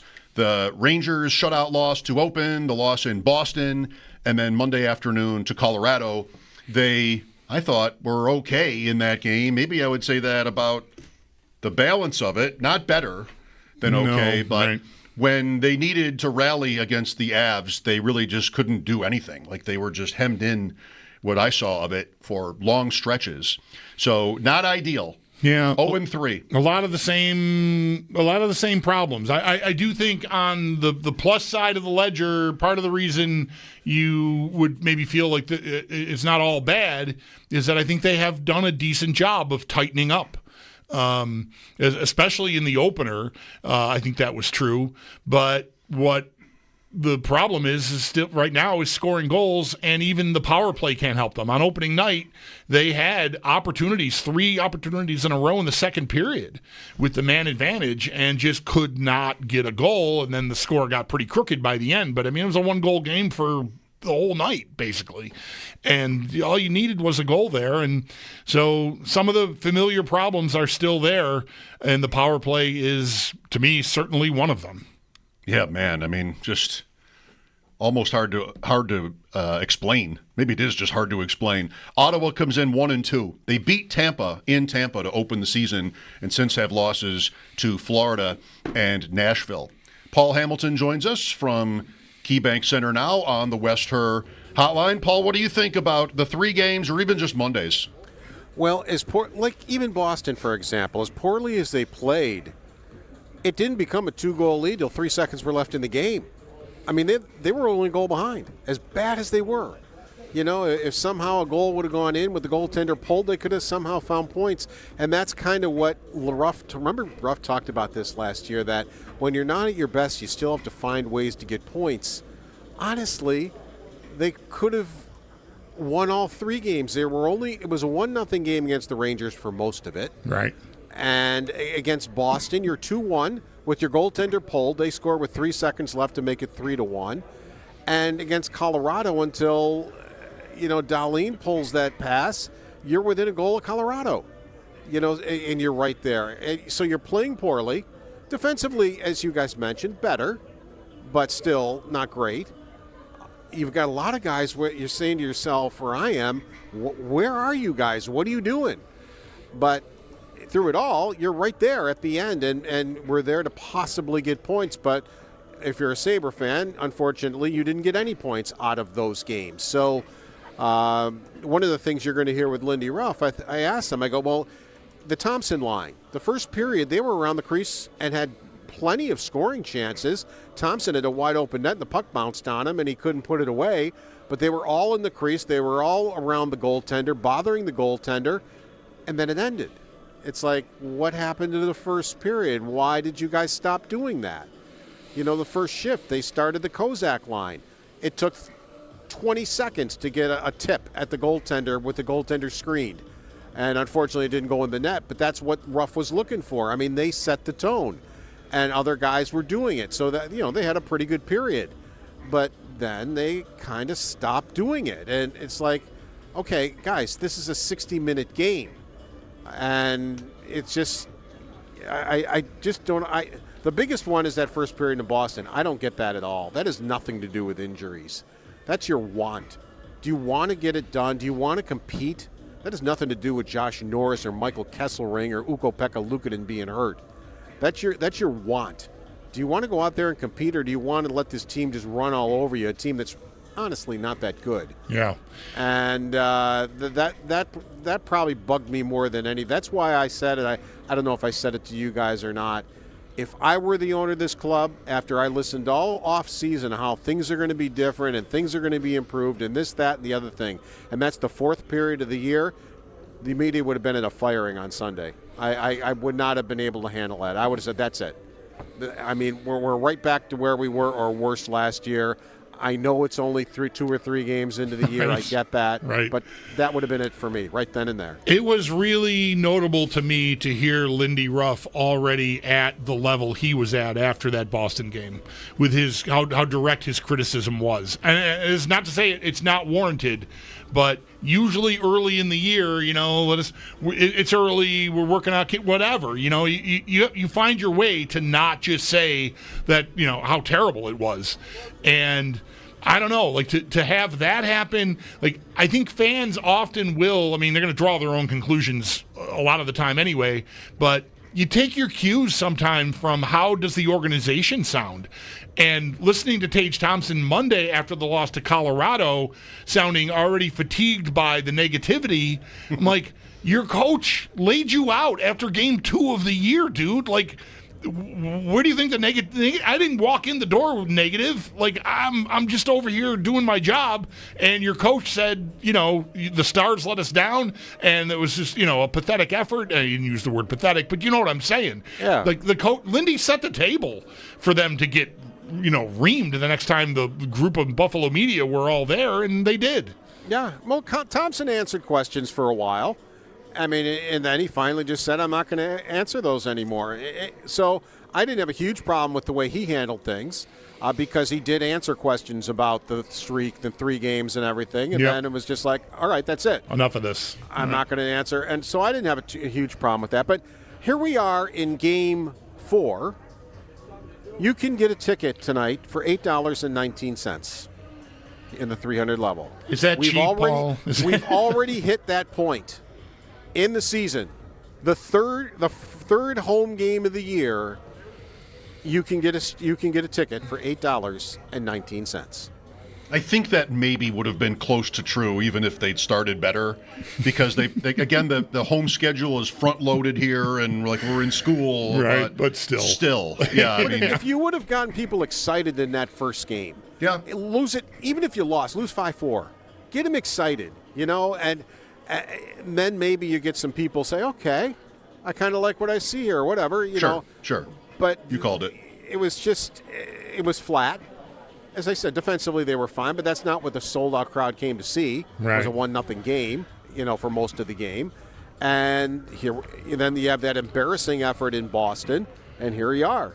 As I said, you can get a ticket for $8. Paul, how about Thompson 3 games into the year now, going back to center? I mean, we all know, you know, they're down Norris, and the depth is not great, but man, I remember pretty early last year listening to Lindy on my way down to a game that I was going to, talking about how he's talking to, well, Cousins was still a part of this then, how Cousins and Thompson, their responsibilities as centers in the system, like either you got to do it or we're going to move you. And it seemed like Lindy's preference was to have Thompson on the wing. What do you make of him back at center already so soon? You know what I think part of that is to put him and Tuck together. You know, it's like we can't score. Those guys have been together and been successful and scored in the past. Mm-hmm. So I think that might have been a little bit of it. It's like, well, if we put him at center, we can put Tuck on his wing and we'll see what happens. And for a period, it looked great. And then for the next 2 periods, it didn't. And and you will hear him soon say that, yeah, Kulich got benched in practice yesterday, skating with Gertzen and Greenway.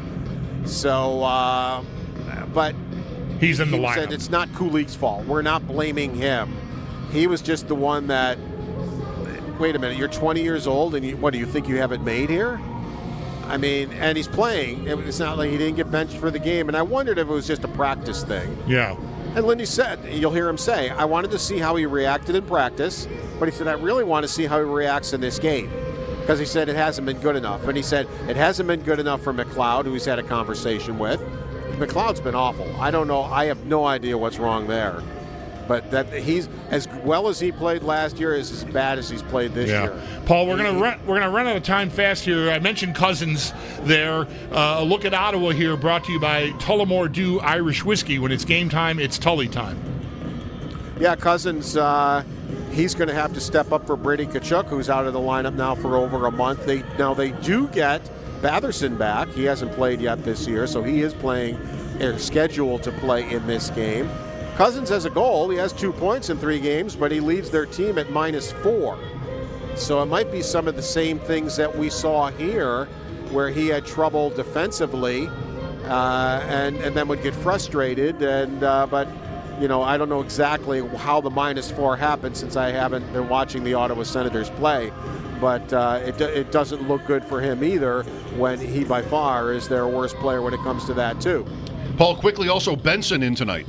Yeah, that'll be good. He'll have that face shield on, but that's the type of player they need, who's going to be protecting the puck behind the net, just, you know, winning battles. That's what they've been missing. So he's a guy that I think they desperately need back.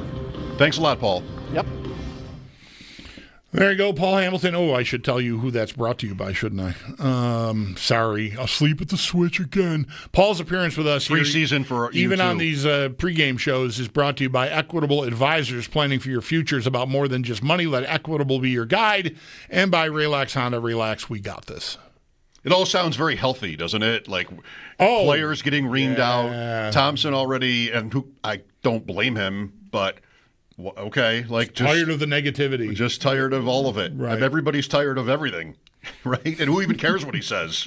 No offense to Paul or Thompson, but just like when the words don't really matter, you know. They would want you to know that there's accountability, and that would be rough first, I think. And then maybe the captain and the leaders. You'd want people to not feel like there's no accountability, which is an easy button to push when a team is losing. But it's still a guess. It's just like, what else needs to be said? I mean, it just all sounds very healthy, doesn't it? Bad practices, bad effort, Saturday, just all of it. Anyway, enough negativity. A must-win in Game 4 of the season against Ottawa. Just what a start. All right, here's Ruff to speak for himself.